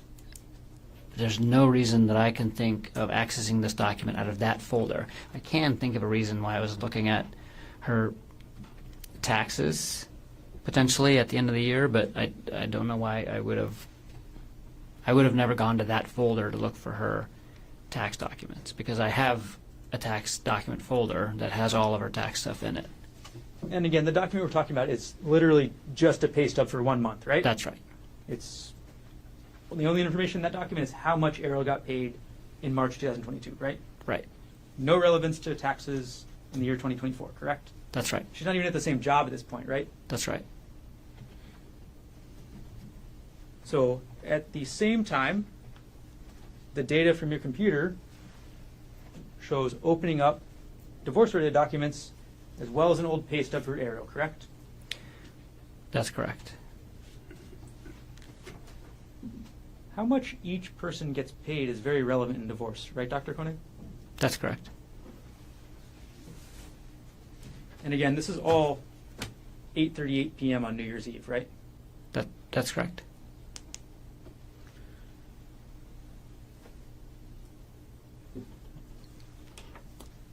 Now, January 3rd, 2025, moving forward a couple days,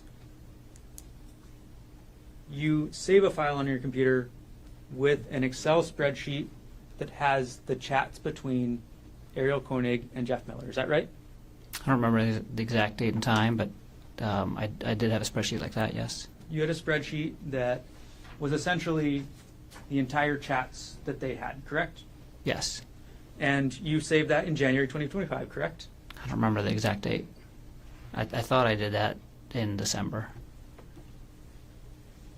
I know I created the file in December. Okay, we'll publish dates 139, and you created the file on December 24th, 2024, correct? That sounds more reasonable. Okay. You accessed the file on January 3rd, 2025, correct? It looks like it, yes. So it's safe to say that on January 3rd, you're still thinking about these messages, right? Oh, absolutely. They're still in your mind a lot, right? Definitely. You're still upset? I'm still thinking about the affair. It's hard to get off your mind, right? I'm still thinking about the affair. You're thinking about it a lot, right? I'm thinking about it often, yes. It's hard to stop thinking about it, isn't it? No, at that point in time, I could stop thinking about it, and I was functioning just fine. So you say that in January 2025, you were okay to stop thinking about it when you needed to, right? Absolutely. Okay.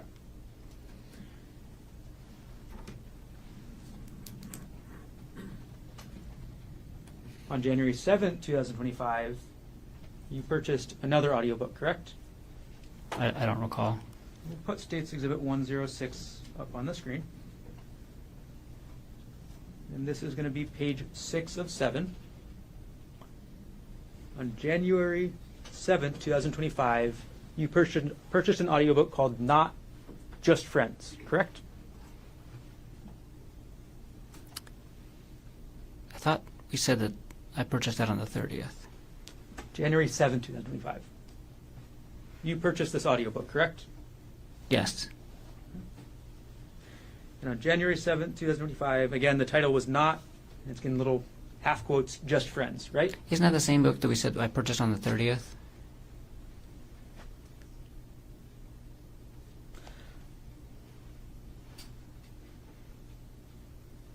Dr. Konig, you weren't asked about any books on the 30th of December, were you? I'm sorry. We've been talking about a lot of books and a lot of dates, but I agree. I purchased that book on the 7th. Okay. So you agree you purchased this book on January 7th, 2025, correct? Yes. And obviously, when you purchased this book, you were still thinking about the affair, right? Yes. It was still on your mind, right? Yes. And you actually purchased this book, I'll zoom in on the email time, at 4:32 a.m., correct? Yes. So at 4:32 a.m., January 7th, you're still thinking about this, right? Yes.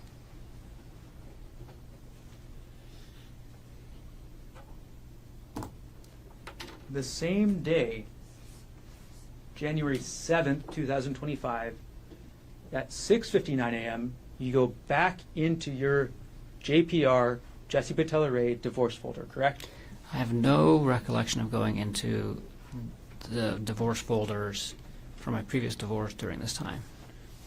Again, no recollection? No recollection. We're going to publish States 113 at page 3. Can you take a look at that? Yes. All right. So this is a file name 2012 412 Ghent plane ticks, correct? Yes. The document we're talking about is a plane ticket to go to the city of Ghent in Belgium, correct? Yes. And that's a trip that you and Jesse Patella Ray took together, right? Yes. And as the metadata shows, the last access date and time, January 7th, 2025 at 6:59 a.m., correct? Yes. This one is not in the supportive documents folder, though, is it correct? Is it? No, it's in the same hearing folder, but it's a folder called Jesse Lived Extravagant Life. Jesse being the woman you were divorcing at the time, correct? Yes. You made a folder called Jesse Lived an Extravagant Life, right? That's correct. You were a little bitter at the time you made this, right? I was feeling a lot of emotions, I guess. I was mostly happy that I was getting divorced.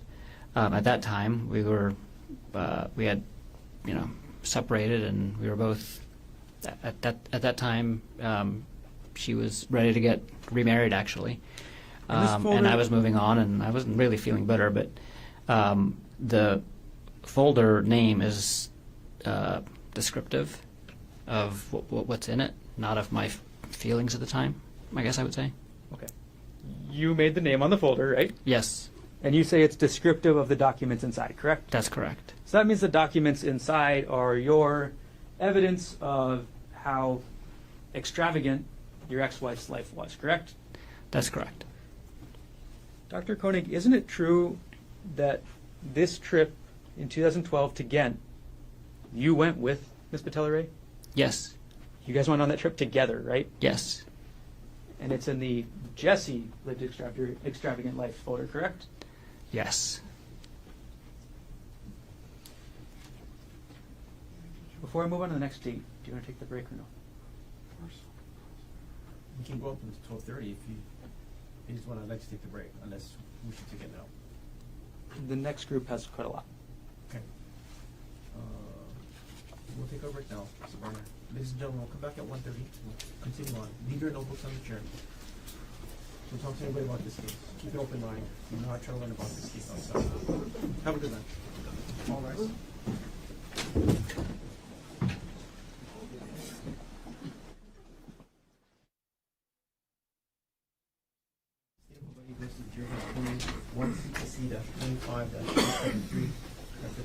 present in court with all 4 counsel of record. All jurors are back in the courtroom.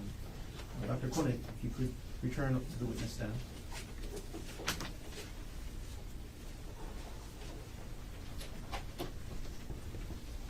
You're still under oath. And Mr. Garner, you may continue on with your cross-examination.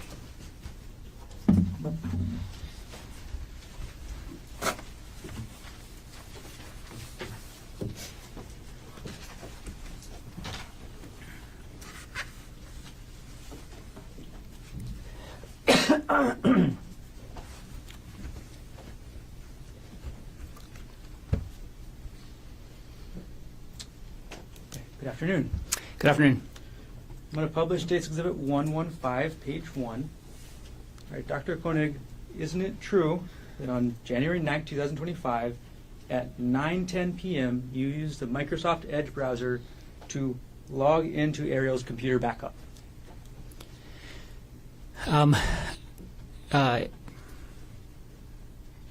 Yes.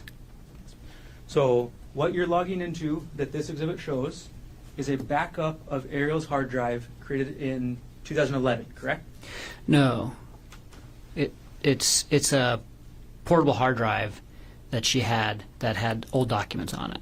Okay. And you wanted to go into Arielle's old hard drive to look at the documents, right? That's right. And again, January 9, 2025, 9 p.m., correct? Yes. Or 9:10 p.m., correct? Yes. Okay. So, and this is through a program called Memio, right? I don't know what Memio is. All right. Well, regardless, you go in No. and you look at your documents, correct? Yeah, I just go in and look at the documents. I don't know what Memio is. All right. So you go into the folder for Ari, correct? Yes. Then you go into the documents folder, right? Yes. And you go into the divorce folder, correct? Yes. And in that folder, you open a document called Notes. Is that right? Yes. Okay. Moving on to page 2 of the exhibit. This is the same folder, correct? Yes. Okay, the Ari folder. I'm sorry, this is a different folder. This is the Ari folder and then the downloads folder, correct? Yes. And the document you're looking at 9:14 p.m. on January 9, 2025 is called Complaint for Absolute Divorce. Is that Yes. right? And page 3 of the exhibit, this is also in the downloads folder, correct? That's correct. And the document you're viewing at 9:15 p.m. is called Rosen-Divorce, correct? Yes.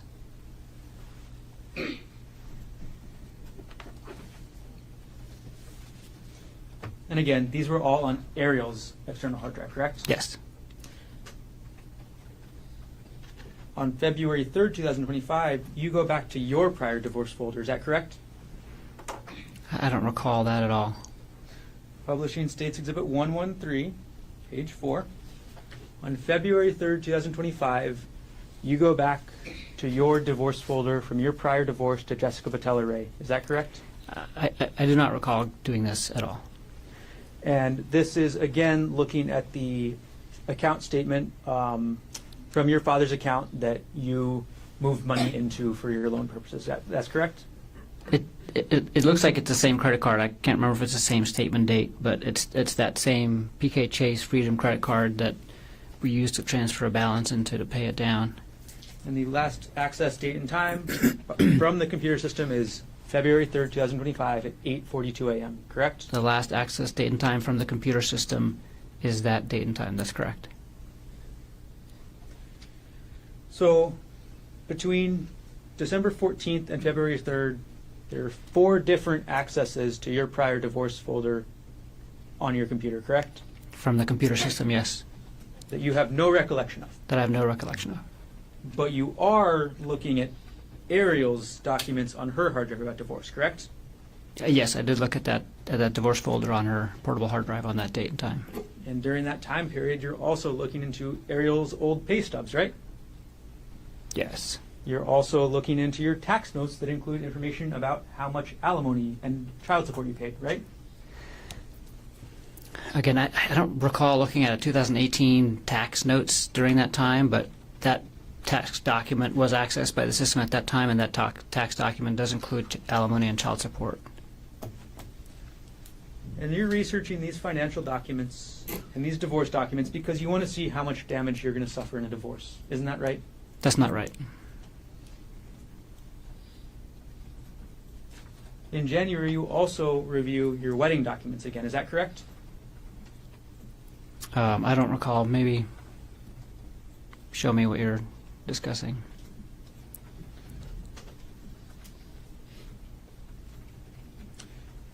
On January 22nd, 2025, you access your wedding spreadsheet again, correct? I might have. I don't specifically recall. Published dates 124 at page 11. The access date is January 22nd, 2025, correct? That's correct. And this is another spreadsheet with the same material we talked about earlier, correct? Yeah, that's another Guest list, right? version of the wedding spreadsheet. Yes. It's got your guest list on it, yes? Yes. It's got your task leads you have to do. Yes. It's got the financials, right? Yes.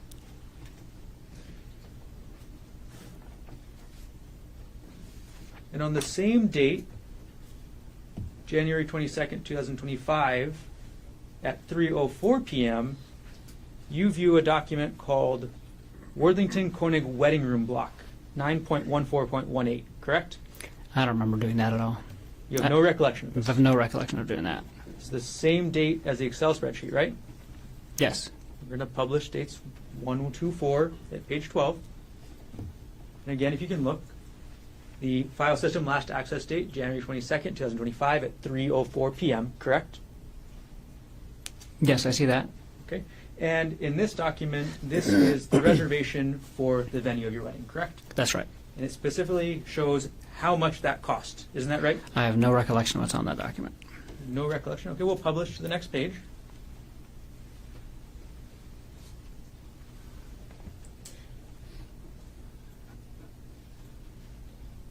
There's a table in the middle right here, isn't there? Yeah, and that's the guest room block, so that shows if our guests decide to stay at that hotel, what they would pay under the wedding rate for those 3 different rooms. We'll move on to the next page. This is basically rules that you have to follow, or what you have to decide Sure. what the rules are.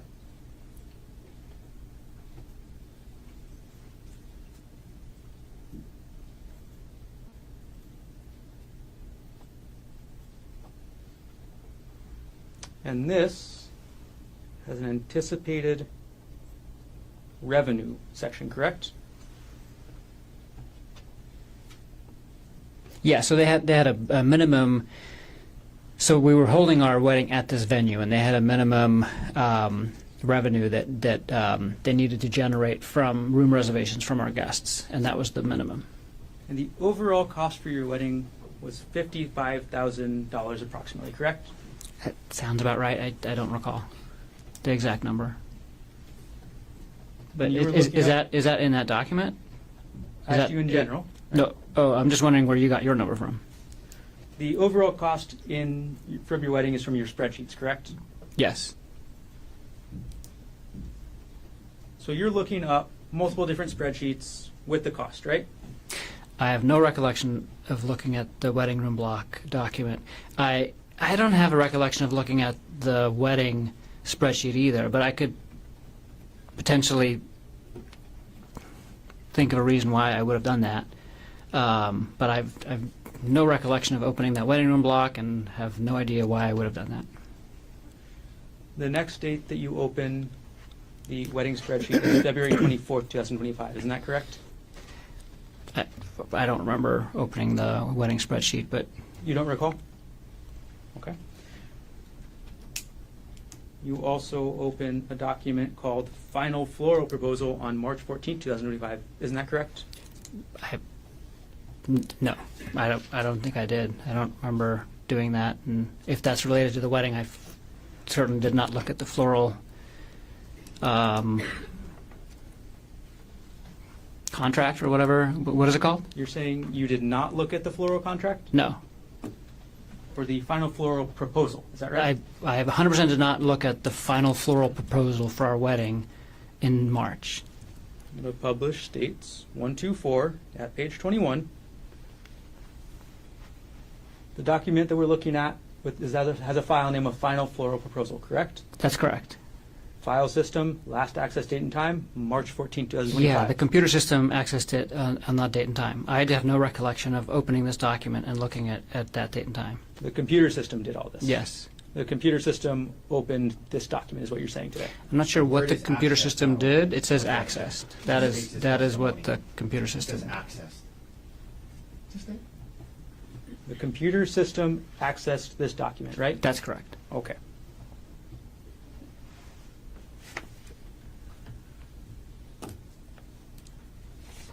On January 22nd, 2025, you viewed a UBS portfolio detailing your and your wife's retirement accounts, correct? That's correct. And that was a statement from December 2004, correct? 2004? 2024, correct? Yes.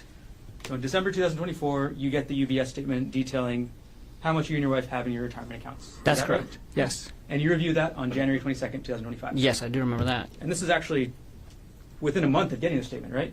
That's right. It makes sense to review the statement, within a month of getting it, right? Yes. Do you remember the figures in the statement? I do not. Would it help if we go through them together? Yes. Okay. States 126. We'll publish starting with the first page. This is just the metadata, again, that shows you you accessed this on January 22nd, 2025, correct? Yes. And again, statements from December 2024, right? Yes. Okay. We're going to look at a page detailing your Roth IRA, your Roth IRA next, okay? Okay, here's a summary page, correct? Yes. All right, and Gerhardt Konig, you have in this UBS account an Roth IRA value of $8,066.95, correct? That's correct. Arielle Konig has a Roth valued at $74,974, correct? That's correct. Arielle Konig has a second IRA valued at $164,500.76, correct? That's correct. For your account, that's a little over $8,000. Arielle is the sole beneficiary. Is that right? That's right. Anything happens to you, she gets 100%, right? That's right. For Arielle's Roth, the one that's about $75,000, you are the sole beneficiary, right? That's right. Anything happens to Arielle, that money goes to you, correct? That's correct. For Arielle's IRA, valued at $164,000 approximately, you are also the sole beneficiary, correct? That's correct. Anything happens to Arielle, that $164,000 goes to you. Is that That's right? right.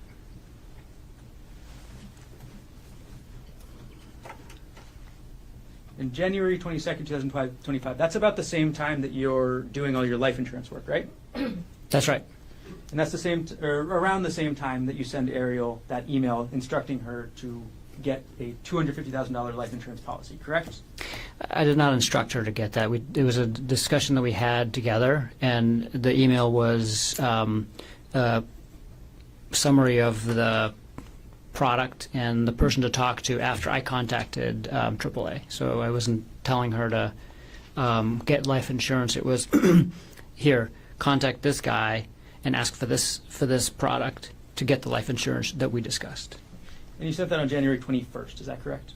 I don't recall the exact date, but that sounds like it's the right date.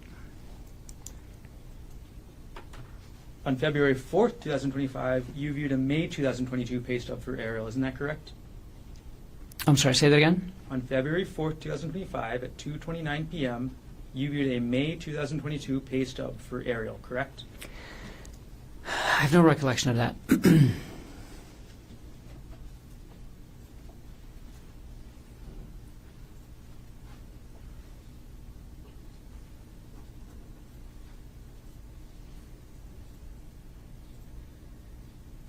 We'll publish States Exhibit 125 at page 22. This is the metadata, correct, Dr. Konig? Yes, And again, the document we're looking at is a pay stub, correct? that's right. There's one pay stub from 2022 at the end of May. And this is in your taxes folder on your computer, right? Yes, that's in the shared drive in the taxes folder. That's correct. Your testimony today is you have no recollection of looking at this. I have no recollection of looking at this. And the information contained in this pay stub is only the amount Arielle got paid that 1 month, For right? that 1 month, correct. Yeah, it doesn't make any sense that I would have looked at 1 month of pay stub data from 2 years ago at Wouldn't that make time. any sense, right? It would not.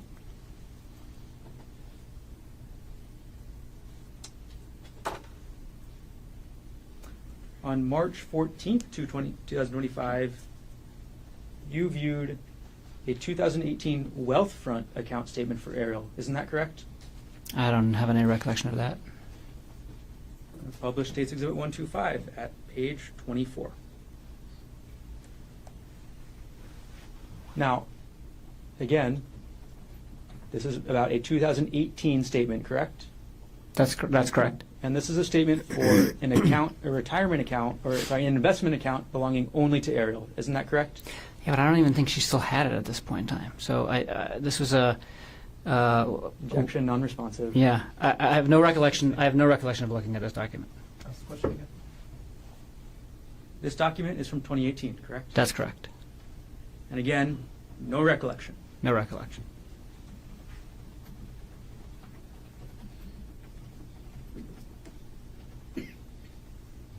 On March 16th, 2025, you viewed a document, again, about Arielle's retirement accounts, correct? I don't have a. I might have.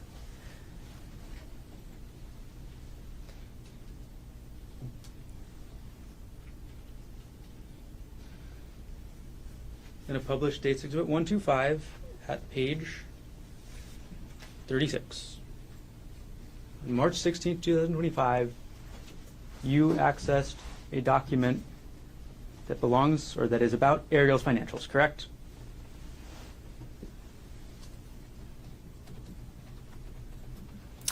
This is on my desktop. I don't know what's in that document. So this document isn't actually even in your taxes folder, right? Right. This is on my desktop. Meaning every time you open up your desktop, you see this document, right? No, I have probably 3 dozen different random documents that just tend to collect on my desktop. If I copy something and email it, sometimes I put it on my desktop for, during that time. I was not aware that this was on my desktop. I'm sure it was. That's the location of it, and I don't remember. I don't remember what this document is at all. This document is again from 2022, right? That's correct. And this is showing how much Arielle had in her Westinghouse retirement account in 2022. Is that right? I can't answer that unless I can look at the document. We'll publish the next page. This is a similar document to one that we viewed this morning, right? Yes. Okay, and it tells you in the top right, which I'll zoom in on, how much Arielle had in her retirement account as of a certain date, correct?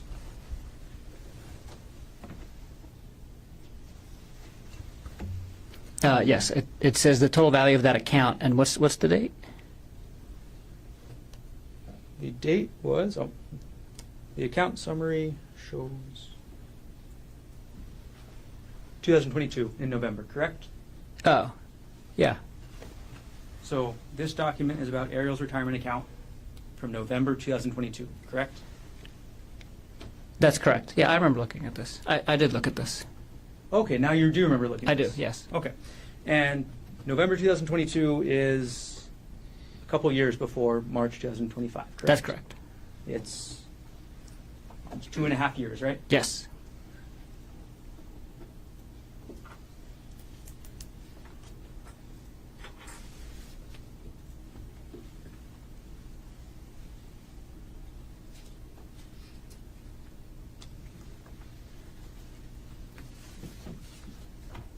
Now, you've been asked about your research into hiking, is that right? That's right. And you testified yesterday that you do a lot of hiking, right? I do.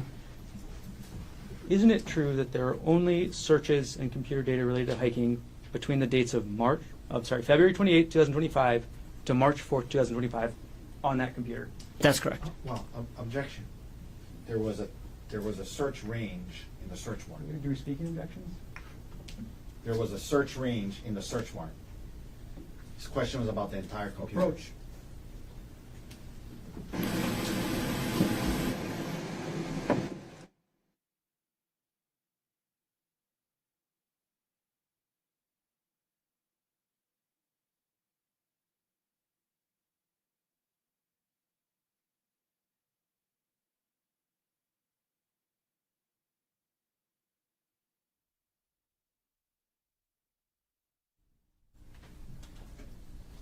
let's limit the time frame, Dr. Konig. Between December 2024 and March 2025, the only data related to hiking from your computer is for those 5 days, correct? That's correct.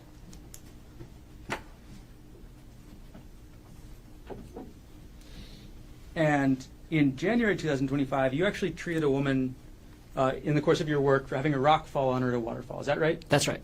You saw the injuries that she got from that rock, correct? I did. You saw what kind of treatment she needed, right? Yes. And in February, at the end of February, that's when you started researching hikes, correct? That's correct. Published states 111. Publishing states 111 at page 1. On February 28th at 2:55 p.m., you searched Maui secret hikes, correct? I did. Then on the same date at 3:13 p.m., you searched secret hike Waikamai Falls, correct? That's correct.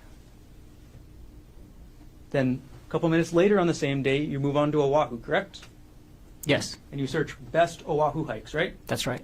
And by this time, you know that you're going to be taking, or you've discussed this Oahu trip with Arielle, correct? Yes. And the start of your search for Oahu is best hikes Oahu, right? That's right. And then you go to a website called alltrails.com, correct? Yes. And you filter to Hawaii first, right? Yes. And then Oahu, correct? Yes. And the title of that website is the 10 best trails and hikes in Oahu. That's right. Okay. The Palipuka Trail is not in those 10 best trails, is it? I can't remember, but I don't think so.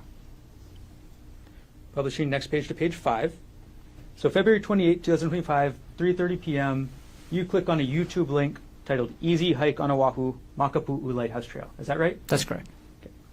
And just a couple seconds later, publishing the next page, again at 3:30 p.m., you click on a different YouTube link for the top 10 easy Oahu hikes for everyone. Is that right? Yes. So first you look at best hikes, right? Yes. And then you see these 2 YouTube videos for easy hikes, right? Yes. You don't watch these whole videos, right? Probably not. You don't watch these videos because at next page, 7 out of 10, 3:31 p.m., you're looking up difficult hikes, right? That's right. Because easy hikes is not for you, right? Yeah, the hikes that I found on the Easy Hikes website wasn't what we were looking for. Difficult hikes are generally more dangerous, right? Sometimes. Difficult- Sometimes they're just longer. Difficult hikes have rougher terrain, right? Sometimes. Difficult types have higher drop-offs, right? Not necessarily. Difficult hikes can have more exposure, correct? They could. And these difficult hikes, these are the kinds of hikes you were interested in, right? Yes. Now, your search for difficult hikes brought you to a website called journeyera.com. Is that right? That's right. And the first page you looked at on journeyera.com, I'm going to scroll to page 8 of this exhibit, is the URL just says Oahu hikes. Is that right? That's right. And again, you're listing Journey Era on February 28, 2025, correct? Yes. So this is still the first day that you're researching hiking, correct? That's correct. And moving on to the next one. Next page, page number 9. You end up going to a page on journeyera.com saying the 35 best hikes on Oahu, the ultimate guide, right? Yes. Although the URL talks about the Stairway to Heaven, this is actually a list of 35 hikes, correct? Yes. Okay. And on that list, you see the Palipuka hike, correct? Yeah, among 34 others. And then, on March 3rd, 2025, you go back to the journeyera.com website. Is that right? That's right. And this time, you're going to look at the Palipuka hike page specifically, correct? That's correct. Okay. March 3rd, 2025, 7:19 a.m., correct? That's correct. Okay. And you've seen the website you looked at up on the screen, yeah? Yes. Okay, we're going to put it up and go through it together.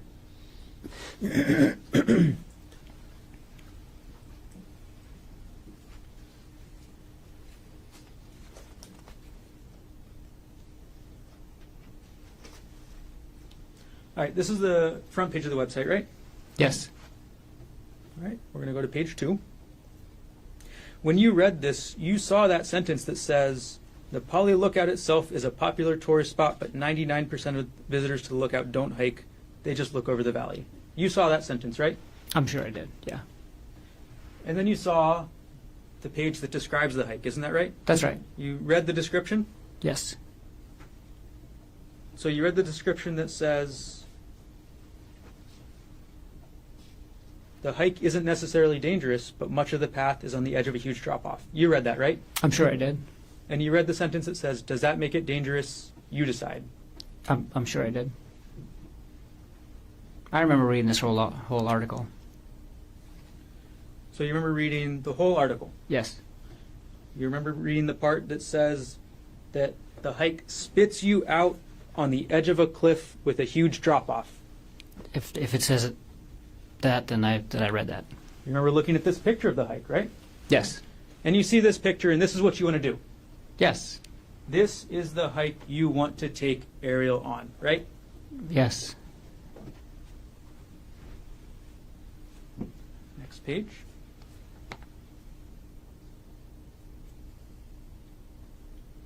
In this page, the author describes and shows a picture of themselves enjoying themselves, right? That's right. They're looking out over the entire windward side, is that right? That's right. And this picture on this side has the puka, is that right? That's right. And this is at the end of the hike, right? I assume so. Actually, from what I've remember from the description is that you can keep going past this for a little while still, but it's close to the end. And this is I've never ultimately been where there. you want to take Arielle, right? Yes. This was the plan, to take her to this section, correct? Yes. And to take Arielle to this section of the puka, you have to take her through this section, correct? Yes. You have to take her along this trail, along the cliff. Is that right? Presumably, I never got to this point in the trail, but according to the pictures, yes. You never got this far on the trail, right? No. The plan was to get that far on the trail, though, right? Yes.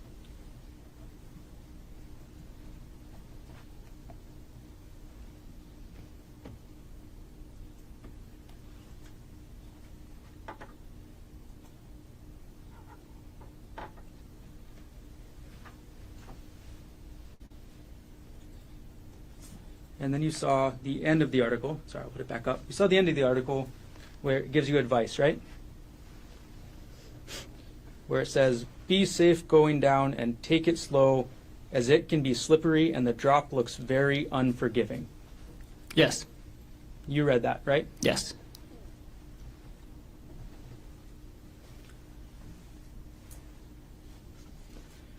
Now, while this is all going on, you've also been working on updating the insurance, correct? Yeah, so we applied at the end of January, and this was March 4th. Yeah, by this time I think Aries' policy had already gone through, and either one, and maybe one of my policies did, but not both. Your insurance policy doesn't go through partially until March 12th and then completely on March 24th. Is that correct? That sounds right. On March 17th, you actually search up Arielle's profile on Facebook again. Is that correct? I don't have a specific recollection of that, but I probably did. And on March 4th, 2025, you were also looking at WhatsApp again, correct? Probably. I was using WhatsApp every day You were using WhatsApp every day. for work. Now,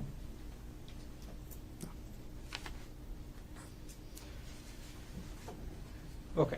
And you testified yesterday about your work bag and the medication that was in it, right? Yes. Okay. And you testified that your work bag is used for when you're on call, correct? That's correct.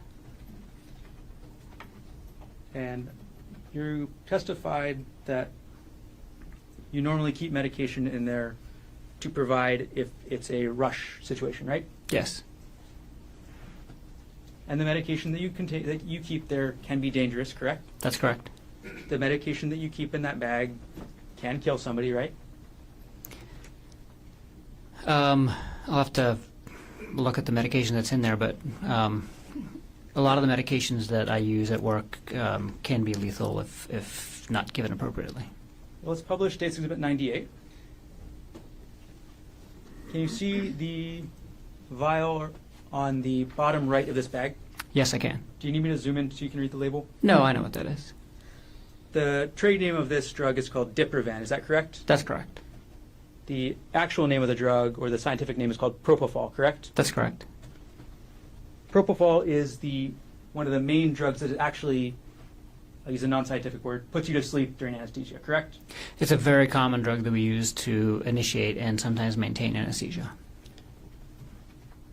Propofol is rather famous, right? Yes. Propofol is the drug that killed Michael Jackson, is that right? That's right. You've heard of that story, of course? Yes. Okay. It is not a controlled substance, that's correct? That's correct. Okay. And you actually have a controlled substance license yourself, too, right? I do. So you can carry more dangerous drugs than propofol, correct? Yeah, I don't think I can. I think because my controlled substance license doesn't allow me to dispense; it just allows me to administer. And so, all of our controlled substances are controlled at all of the locations where we work. And so we have to check them out and check them back in, and then document all of the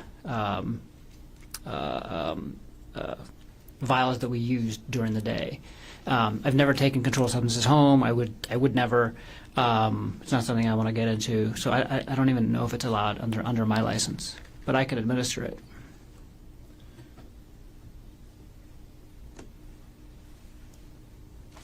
All right.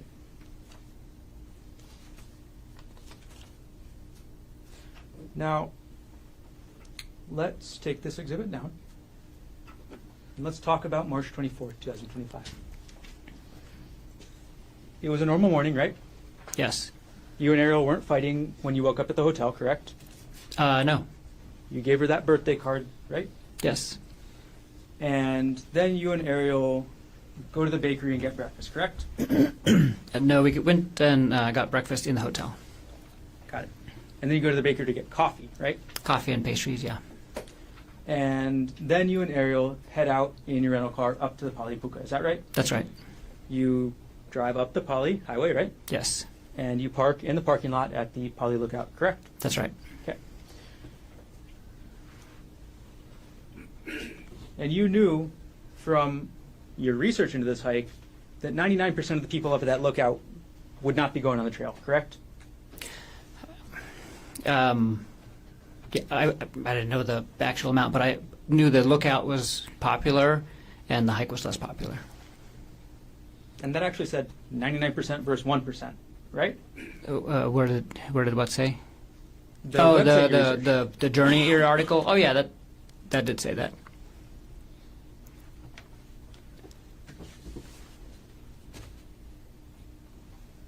The website even told you, does that make the hike dangerous? You decide. Is that right?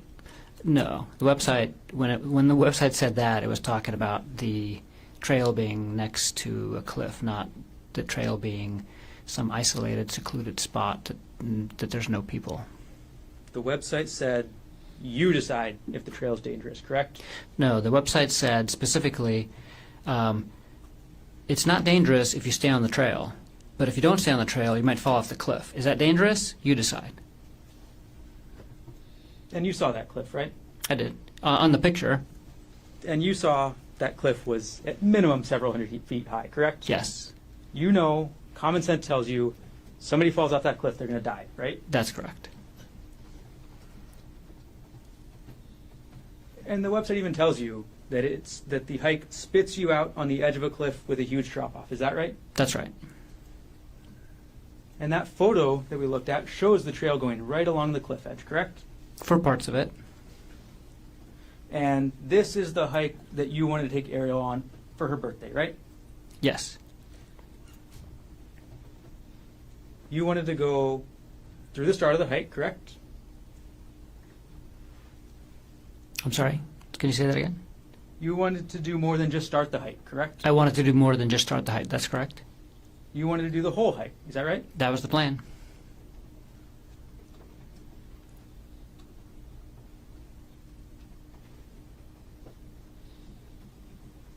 you wanted to take Arielle through that cliffside path that we saw in that photo, correct? Yeah, I wanted to take her on the hike and go with her on the hike and make it all the way to the puka. That was the plan. In Publishing States Exhibit 122, you wanted to take Arielle along this path, right? That's right. Wouldn't you agree that that path is right on the edge of the cliff? Yeah, it's very, very close to the edge of the cliff. It's a narrow path, right? It's a narrow path, and then there's a little narrow strip of grass and rocks, and then there's the cliff. An empty void, right? Yes. Nothing to hold on to, right? For this part of the trail, not much. I mean, there's some brush on the other side, but you have to really watch your step. But Arielle didn't go that far on the trail that day, did she? No. 'Cause Arielle didn't want to hike anymore, right? Yeah, there came a point in time where Arielle did not want to hike anymore. Arielle deviated from your plan to go up this part of the trail, right? I wouldn't characterize it like that. Well, you planned to go up this part of the trail, correct? That's correct. And Arielle didn't follow through with that part of the plan, right? Yeah. And at some point, you actually continue up the trail yourself, right? That's right.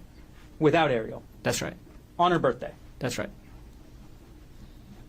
But she didn't follow you, correct? No. She didn't follow you up to this narrow trail with this massive cliff, correct? That's correct. And then you went back down, isn't that right? That's right. And you saw that she was still there, right? Yes, And it was a surprise to you, right? it was. It was a surprise to you because you still had a chance to go through with your plan, right? What plan are you referring to?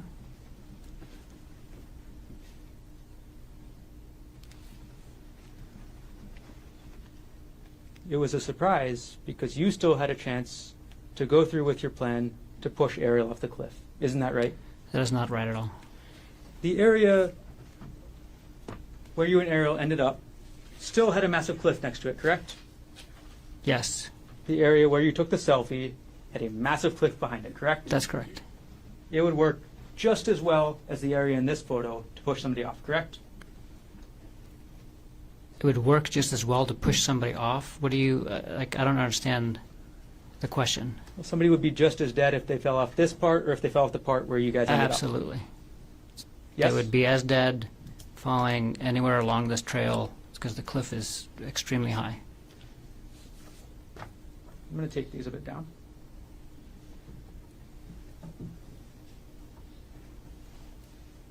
Before we get to the final parts of the trail, you testified this morning, and you said, please do correct me if I'm wrong here, that you were not sexually demanding of Arielle. Is that correct?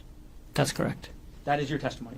Yes, You and Arielle went to couples counseling, isn't that correct? that's correct. And when you went to couples counseling, you testified about the counseling yesterday, right? Yes. Can And we approach her?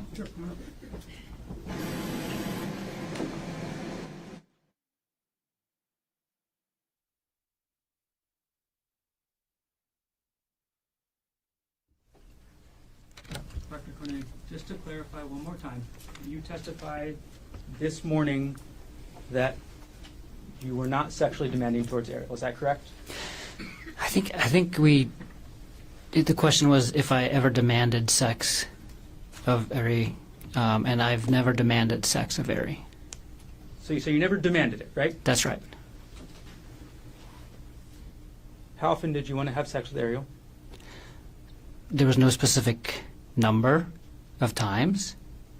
It was up to every other day, right? Was what up to every other day? You wanted to have sex with Arielle and of an amount up to every other day. Isn't that correct? At some point in our relationship, we had sex, I'm sure, every other day for, that period of time, but there was never a point in our relationship where I... What's the question? So in December 2024, Okay. after you confronted Arielle about this relationship, you Yes. still wanted to have sex with her every other day. That is correct? not true.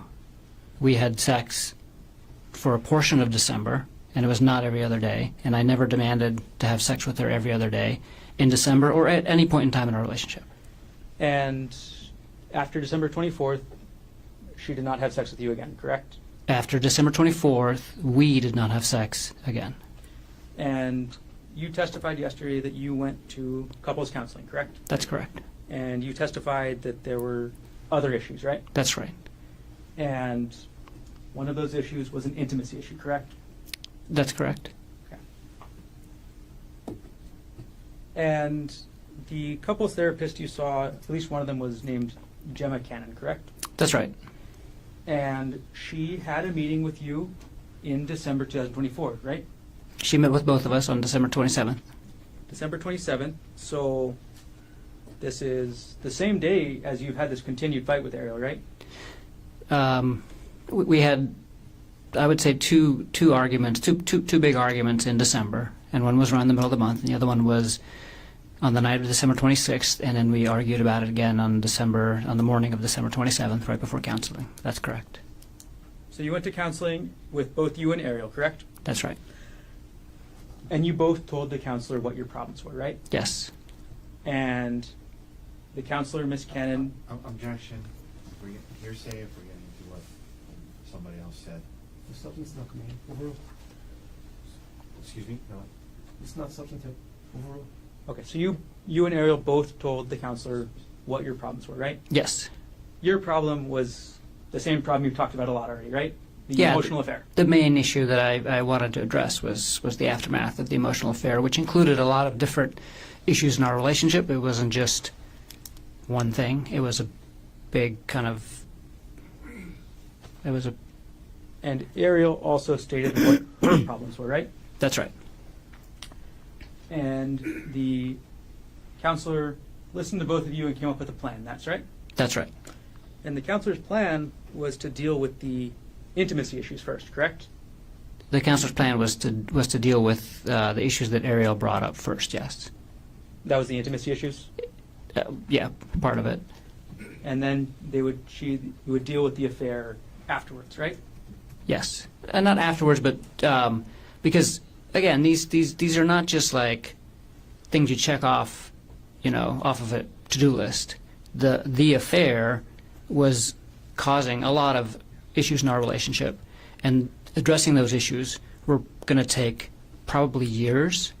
And the issues that Ari brought up, similarly, was also not just going to be a check off the box thing, and it's probably going to take some time. And the counselor said that she's going to start off with the other issues, and not start off with the affair issues, but it wasn't just like we were going to finish the one, check it off the box, and then move on to the next. There's overlapping issues, and it's all to do with the relationship. And so it's not fair to characterize it like we were going to finish one and then move on to the other. But we were definitely going to. She said, we're going to basically let's prioritize talking about the issues that she brought up first. Gerhardt, are you okay with waiting to address a lot of the issues to do with the affair until later in therapy? And I said, absolutely. And you testified yesterday that those issues about the affair were never really resolved. Is that right? No. Yes, that's right. So, talked about Arielle's issues, and the issues you brought up were never resolved. Correct? I'm sorry. Ask that again. The first priority was Arielle's issues, the intimacy issues. Correct? The first priority was Arielle's issues, and intimacy was one of them. And then your issue, the emotional affair, was never addressed. Correct? And our issue, the affair, wasn't adequately addressed ever either. And neither were the emotional issues. And I have to say, part of the affair and the aftermath of the affair, I had emotional issues, intimacy issues as well with her. So the intimacy issues went both ways. And when we... Just I'm going to ask my next question. Go ahead, sorry.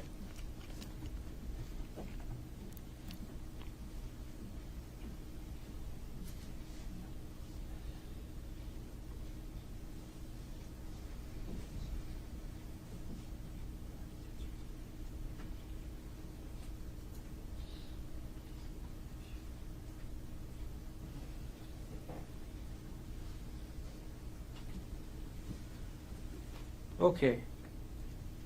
Let's go back to the hike, Dr. Konig. Okay. March 24th, 2025, you testified about the hike yesterday, correct? Yes. You testified that you and Arielle had a massive argument, right? Yes. You testified that on her birthday, Arielle brought up a subject she knew would upset you, right? I'm sorry. You didn't testify to that, but that is what happened, correct? That is what happened, yes. You testified that Arielle brought up that she wanted to go back to work and speak to Jeff Miller again, correct? She was still working, so she wasn't trying to go back to work. She wanted to start traveling with him again. And your testimony is that this is what Arielle decides to bring up on her birthday trip with you, right? Yes. And that she decides to bring this up on the Polypuka Trail, right? That's where she brought it up. That's correct. So you testify that you have this argument, you separate, and then you come back together, right? Yes. You take this selfie right by the cliff, correct? Yes. And then you testified that Arielle pushed you, right? Yes. And you testified that you could barely hold on, right? I almost went off the cliff. And then you turned around and you testified that Arielle was 5 to 10 feet away, right? By the time I turned around, she had backed away, and she was not. And yeah, that was part of why I was concerned that that was a shove and not a accidental thing. And then you approached her, you went towards her. I did. So you think you about get pushed off a cliff, and then you go 5 or 10 feet to get to Arielle, right? I moved towards her. That's correct. And then you say that Arielle pulled you onto the ground, right? That's correct. You're bigger than Arielle, right? Yes. You have at least, or at the time of the offense, or at the time of the incident, you had at least 20 pounds on her, right? Yeah, roughly 20 pounds. You're stronger than her, right? Probably. You're a doctor, so you know that men generally are stronger than women, correct? Yes. It's just a scientific matter of testosterone, right? That's true. But you testify that Arielle managed to pull you to the ground, and she pulled you on top of her, right? That's correct. Okay. Then you testified that Arielle wouldn't let you go from on top of her, right? That's correct. You testified that she wrapped her legs around you, right? She wrapped at least one leg around me, yes. Yesterday you said legs, right? I think I said leg. It was at least one. And you testified that she grabbed your testicles, right? She did. And that she wouldn't let go, right? That's right. All this time, you were on top of her, right? That's correct.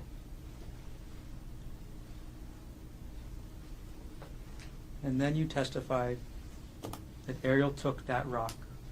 I'm going to grab Exhibit 2 right now.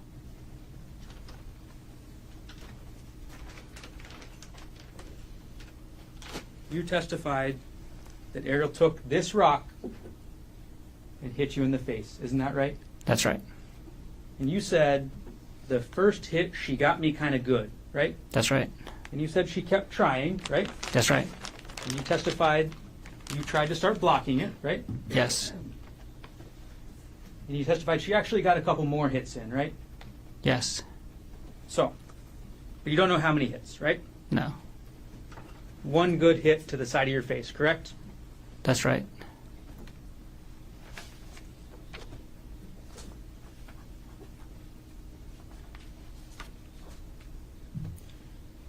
Publish States Exhibit 236.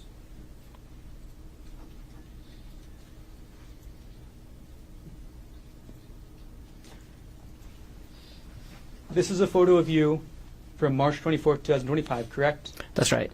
This is immediately after the police arrested you, right? That's right. This is the closest photo of you after Arielle hit you with this rock, right? That's right. Publish alongside States Exhibit 1.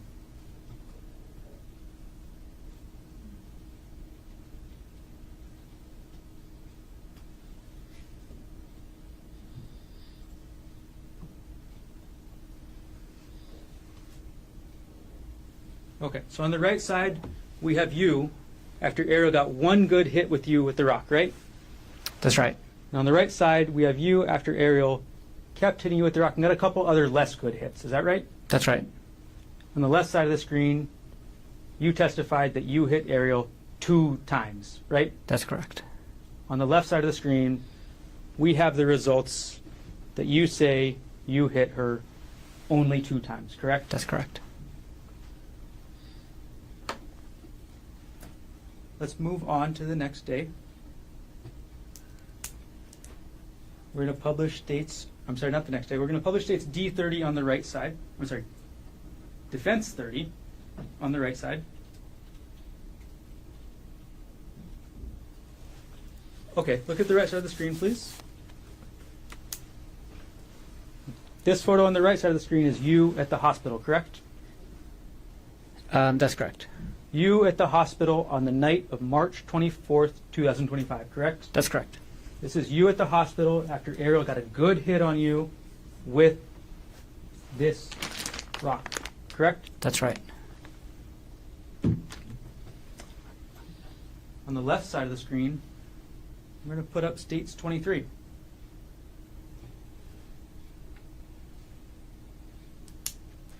This is Arielle at the hospital, correct? That's right. This is Arielle at the hospital after your 2 hits, correct? That's right.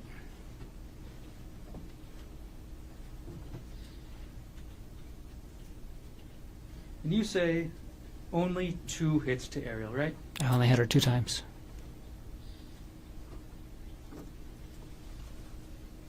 This is the front of Arielle's face after those 2 hits, right? Yes. Which exhibit? States 22. Thank you. Put up states 27. This is Arielle's hand after those. This is Arielle's hand after those 2 hits, right? Yes. And lastly, we'll put up on the left side states 1, 2, 8.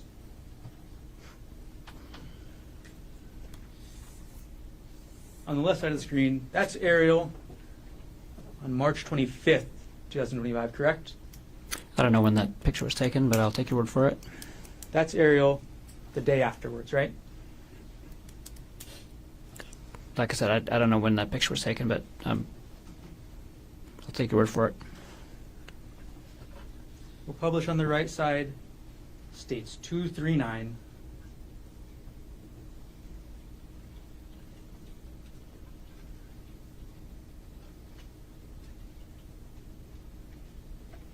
We'll flip it upside correctly.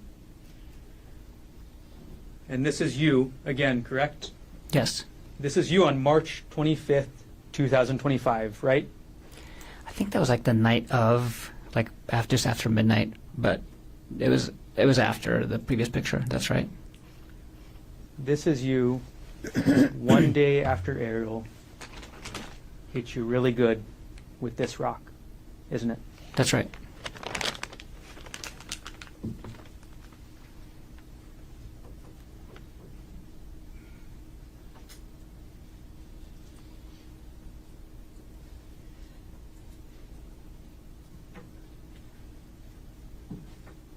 Take the recess. I'm sorry. Should we take the recess? That was a good time.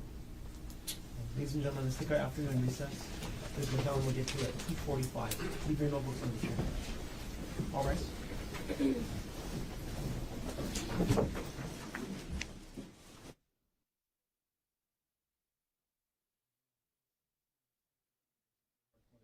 One CPC-25-373. Dr. Konig is present in court on the stand of civil oath. All 4 counsel of record are present. All jurors are back in the court. Mr. Garner, can you continue? I have no further questions. Mr. Otake, can you read that right? Yes.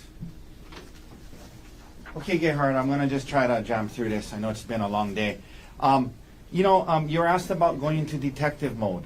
Why did you go into detective mode when you saw these things and learned about what Arielle had been doing or communicating, the way she was communicating with Mr. Miller? Why did you go into detective mode? I just needed to find out details about the relationship. Okay. For you, it was something you were searching for information.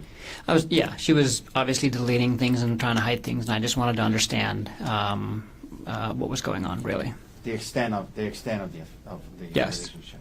You know, you were asked about the text messages from 12/1 that started, and that was a Sunday. Remember that? That's right. And you were asked about, well, it would say good morning, and then it went on throughout the day, Christmas lights, what you doing, all day long until good night. And you were asked that, you know, there was nothing sexual in there.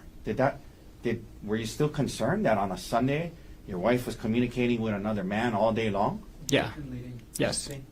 Even though there wasn't. Move to strike the last time. Granted, last time's the stricken.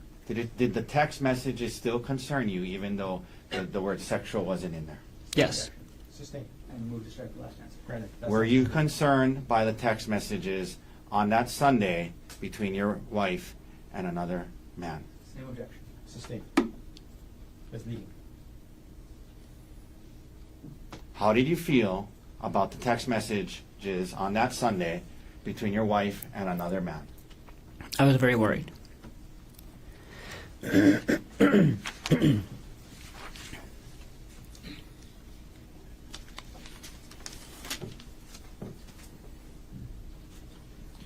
Why did you tell Bryant first?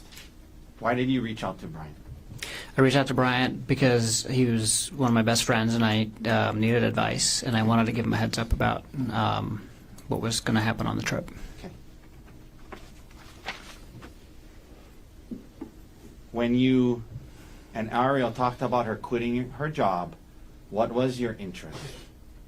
My interest was for her to terminate her relationship and her contact with Jeffrey Miller. Were you going to be perfect? Were you okay with her getting another job? Absolutely. Was there a conversation about her looking for another job? Objection leading. Sustain.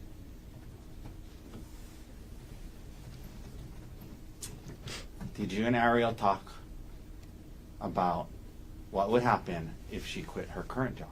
Yes. And what did you guys discuss? She was going to look for another job. Okay. You were asked a lot about her like this conversation about her moving out and then not. Initially, what was your thoughts about her moving out? Initially, when you found out about it in San Luis Obispo? I mean, I would have preferred if we could deal with the affair in an isolated environment, and so it would have been preferable if she had moved out. Did you eventually change your thoughts on that? Yes.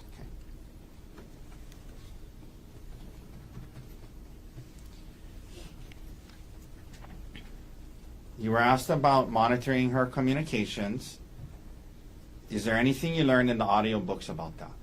Yes. What did you learn from the audiobooks about monitoring her communications and her sharing, giving up some privacy during this healing period? I learned that as part of rebuilding trust in a relationship after an affair, especially in the digital age, it is going to require proactive giving up of some degree of privacy by the cheating spouse. Okay. Now, you were asked about in the December time period certain things that on your computer when they ran this Axiom search indicated it was accessed. Okay, so I'm going to quickly ask you. I'm not going to spend hours on hours on it. Okay. I'll ask you a few questions about it. Yeah. The things about Reddit and the audiobooks and things to do with infidelity. Why were you looking up these things in late December? Because I was working on our relationship. Were you still having a hard time with it all? I was. Okay. I asked Detective E. Numa about how the search warrant, the computer search only pulled the terms, the relevant terms, and your name wasn't on there. Do you believe, like during this time period, you were also looking at your own financial? I most certainly was. Objection beyond the scope and expertise. Overruled. Do you believe you were also looking at your own financials at that time? Yes, I most certainly were. But you heard Detective Numa say that search only pulled the ones with her name, yeah? Yes, I heard that.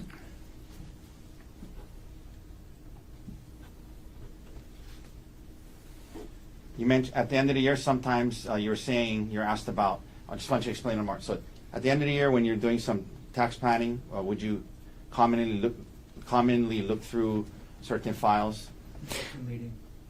No, overlook, you can answer that. Yeah, and not just tax planning, but just financial planning, like budgeting and things like that, and kind of reviewing, like, you know, how our retirement accounts were doing, and it was more than just tax planning. You know, there was a retirement account of Aries that they brought up. So Yes. I wanted to ask you, I think you're trying to explain, but why do you have a recollection of why you might have been looking at her retirement account? Yeah, so she had Tell the jury why. she had like almost $200,000 in her retirement, and when we purchased our house, we purchased it through UBS actually. So they actually do home loans as well, and as part of that, they convinced us to move all of her retirement into one of their accounts, which is a managed account. So they charge a fee on it, and they wanted me to move my retirement account out of my account too when I terminated my job, but that was after we closed on the house, so we didn't end up doing that before we closed on the house. And I was glad, because Aries' return at UBS was very poor for 2024, and so I was looking at her return in 2024 that she got at UBS, and I was looking kind of at historical data, and then I was also looking at her return that she used to get on the same retirement money when it was still held at Westinghouse. And it was part of the process to decide if we were going to switch to her retirement account to a different account and provider to get a better return. Okay. You know, all these financial documents they brought up, were you trying to, like, see if it would be cheaper to kill her than divorce her? No.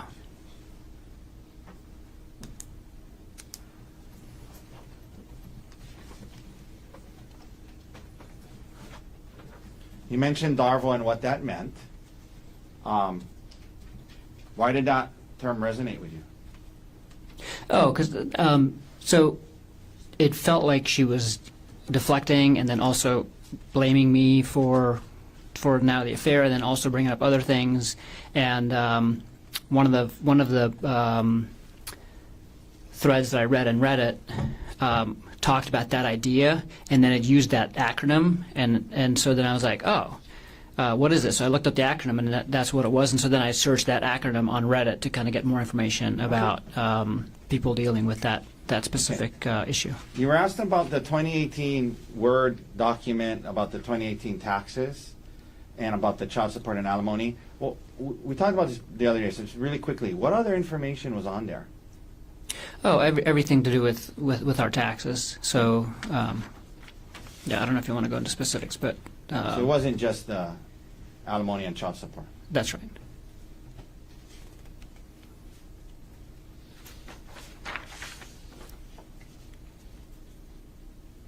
Do you typically wake up early in the morning?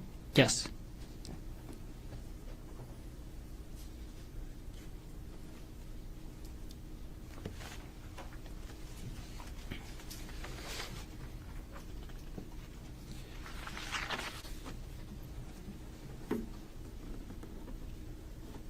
You talked about this the other day, but after looking at the Palipuka on the website, what again? Why did it seem like a good one for you guys? What was the reasons? Yeah, I thought that was going to be a really good hike for us to do, because like the prosecutor mentioned, it has these expansive views of the entire East Oahu. I'm sorry, West Oahu. No, East Oahu.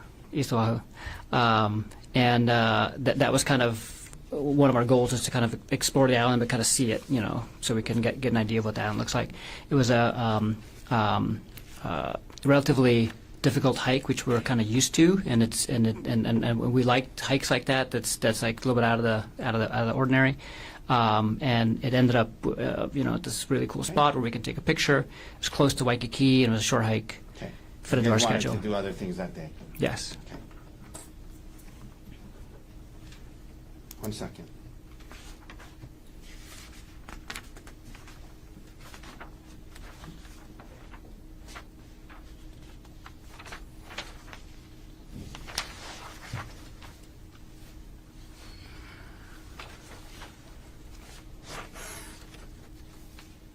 Now, you were asked about whether or not during the conversation when you confronted Arielle about the affair in San Luis Obispo, prosecutor asked you if at some point in that conversation you called her a lying bitch and a whore. You remember being asked that? Yes. And was this a long conversation you guys had? Yeah, I mean, I would say we had the conversation about the affair for the entire time we were in San Luis Obispo. But then that first on night, and off, you know. That first night, did that conversation get heated and emotional? It did. Okay. It did. Let me ask you this. It was just the two of you there, right? Oh, when yes. Yeah. And you were asked if you called her those names, and you wanted to tell the jury that you did. Yes. You could have said, no, I didn't call her that, but you wanted them to know that you did call her those names, right? Testifying. Sustained. You testified to this jury, well, you admit that you called her those names. Yes. And then did the conversation continue, and did you guys try to work through it? Yes. Okay. All right, thank you, doctor. That's all the questions I have for you. Any recross based on what was asked on redirect? Just a moment. Take your time. Actually, before we begin, may we approach on the record? Yes.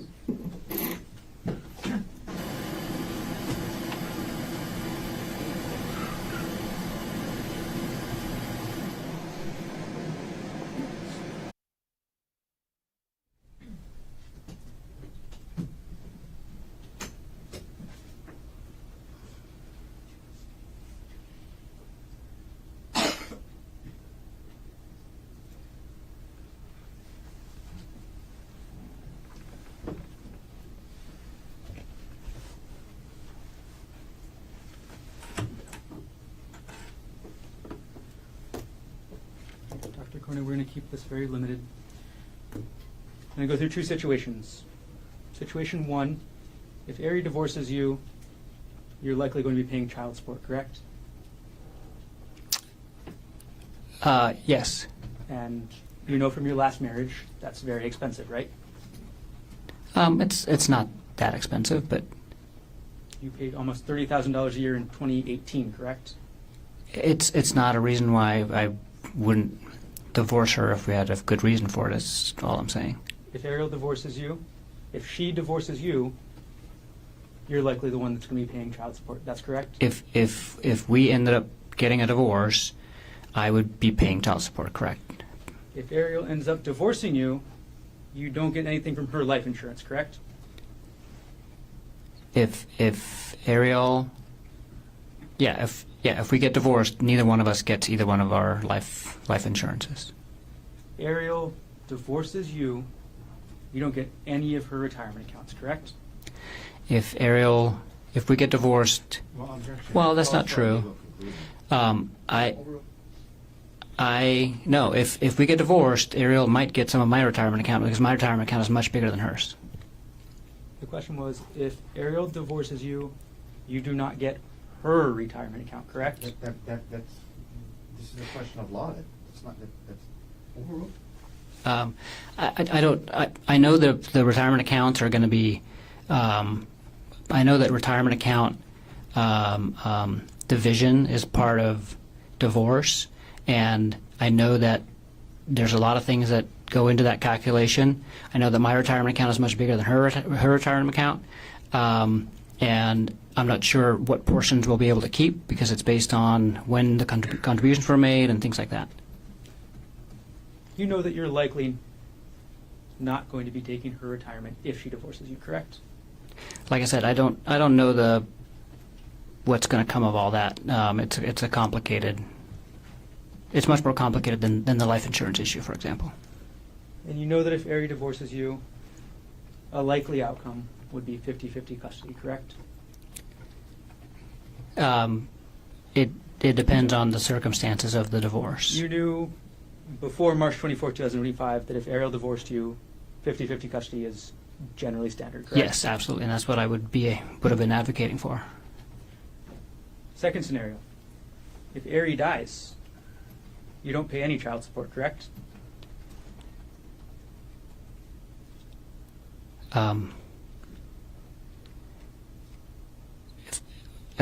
If Ari died when?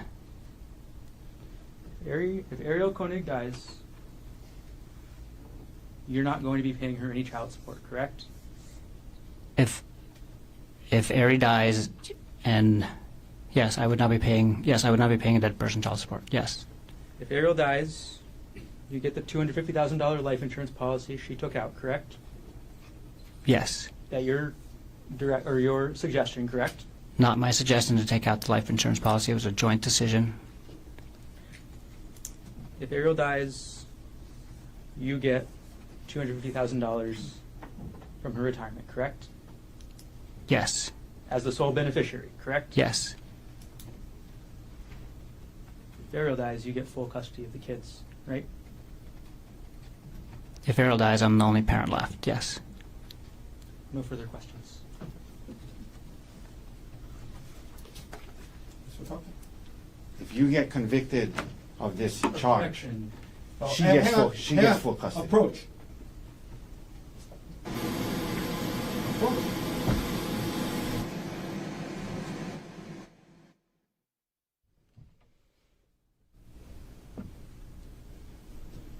You were asked about custody. Yes. You love your boys? Yes. More than I can describe. Excuse me? More than words can describe. Do you want to fight Arielle for 50-50 custody in the divorce? Absolutely. Okay. You were asked about how if she died, you would have got $250,000. How much money would Arielle have gotten if you died? Over $2 million, including the life insurance and the retirement. Let's talk about that. How much life insurance did you take out on your life for her? $1.5 million. And that was in this January to March time period? Yes. During that time period, you decided to take out $1.5 million of life insurance on your life for her, right? Yes. You had more retirement than her? Yes. And if you died, that would go to her. Yes.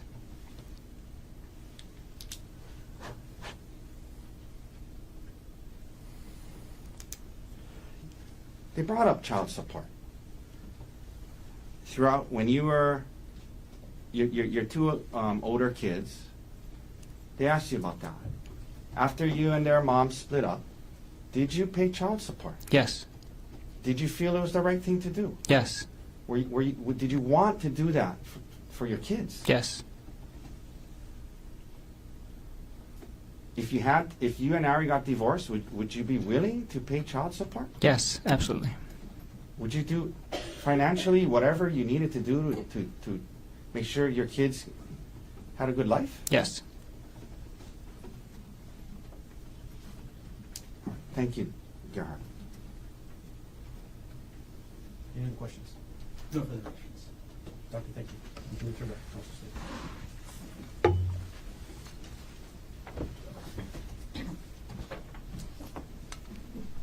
Mr. Otake, does the defense wish to present any other evidence? Can we approach? Sure, come on.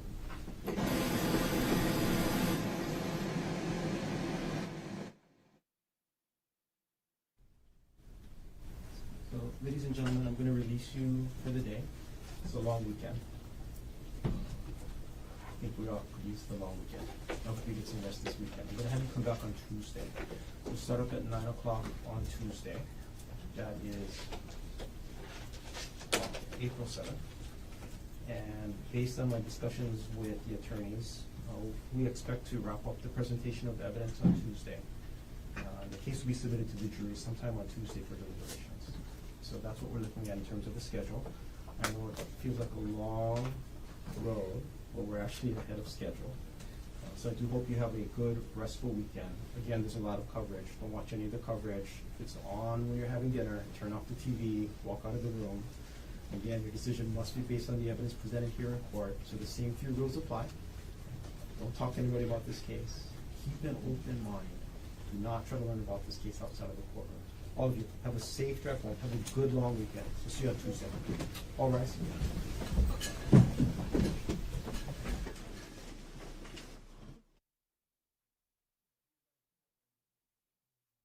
I have one question.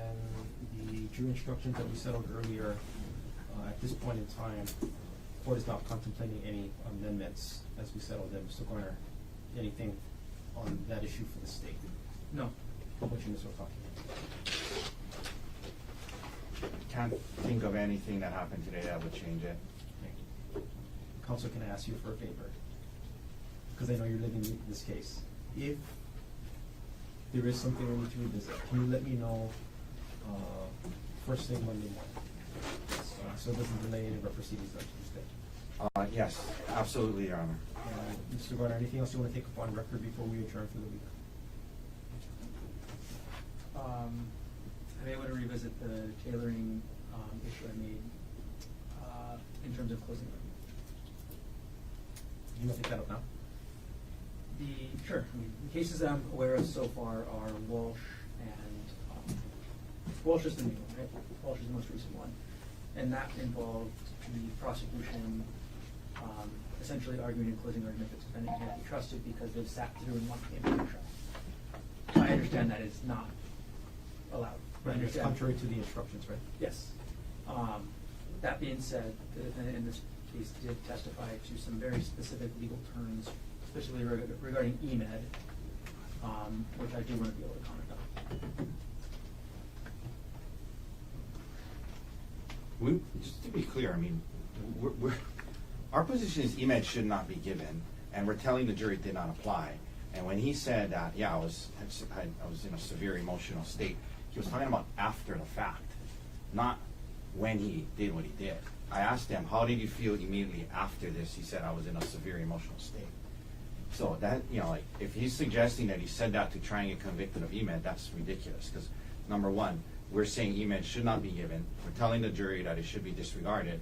And number three, the comments he made about being in that state was after the fact. Obviously, for EMED to apply, you have to be in that state during the incident. So, And that's the only tailoring argument that you're considering, Mr. Garner? What you say make it sounds like I should be considering more, but that's the only one on my mind at the moment. I'm not suggesting you should be considering more, but because my general inclination is to keep it out at this point in time.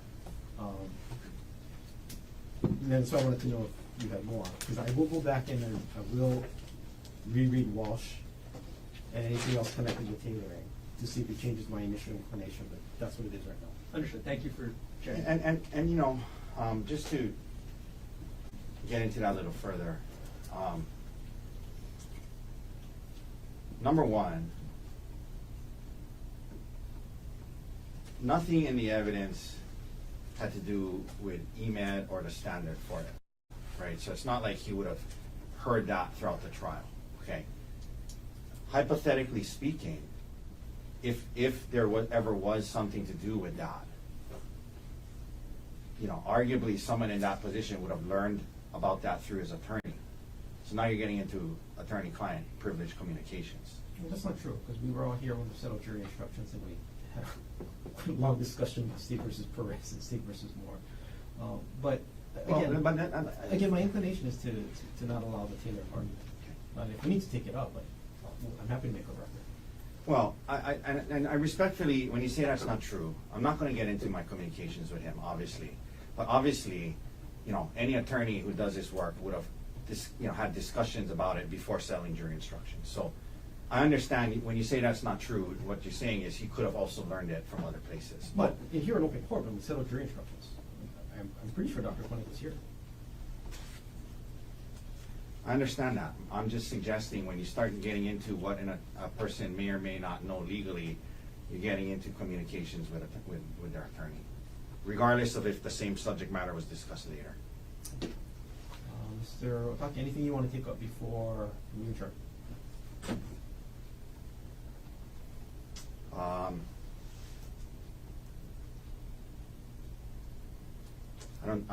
don't believe so. I guess, is the idea that closing would be an hour? We can talk, yes, we'll talk about scheduling again up here at the bench, once we adjourn. Oh, okay. The time limits. Yeah. Okay, so if there's nothing further, we'll adjourn. How's it coming up?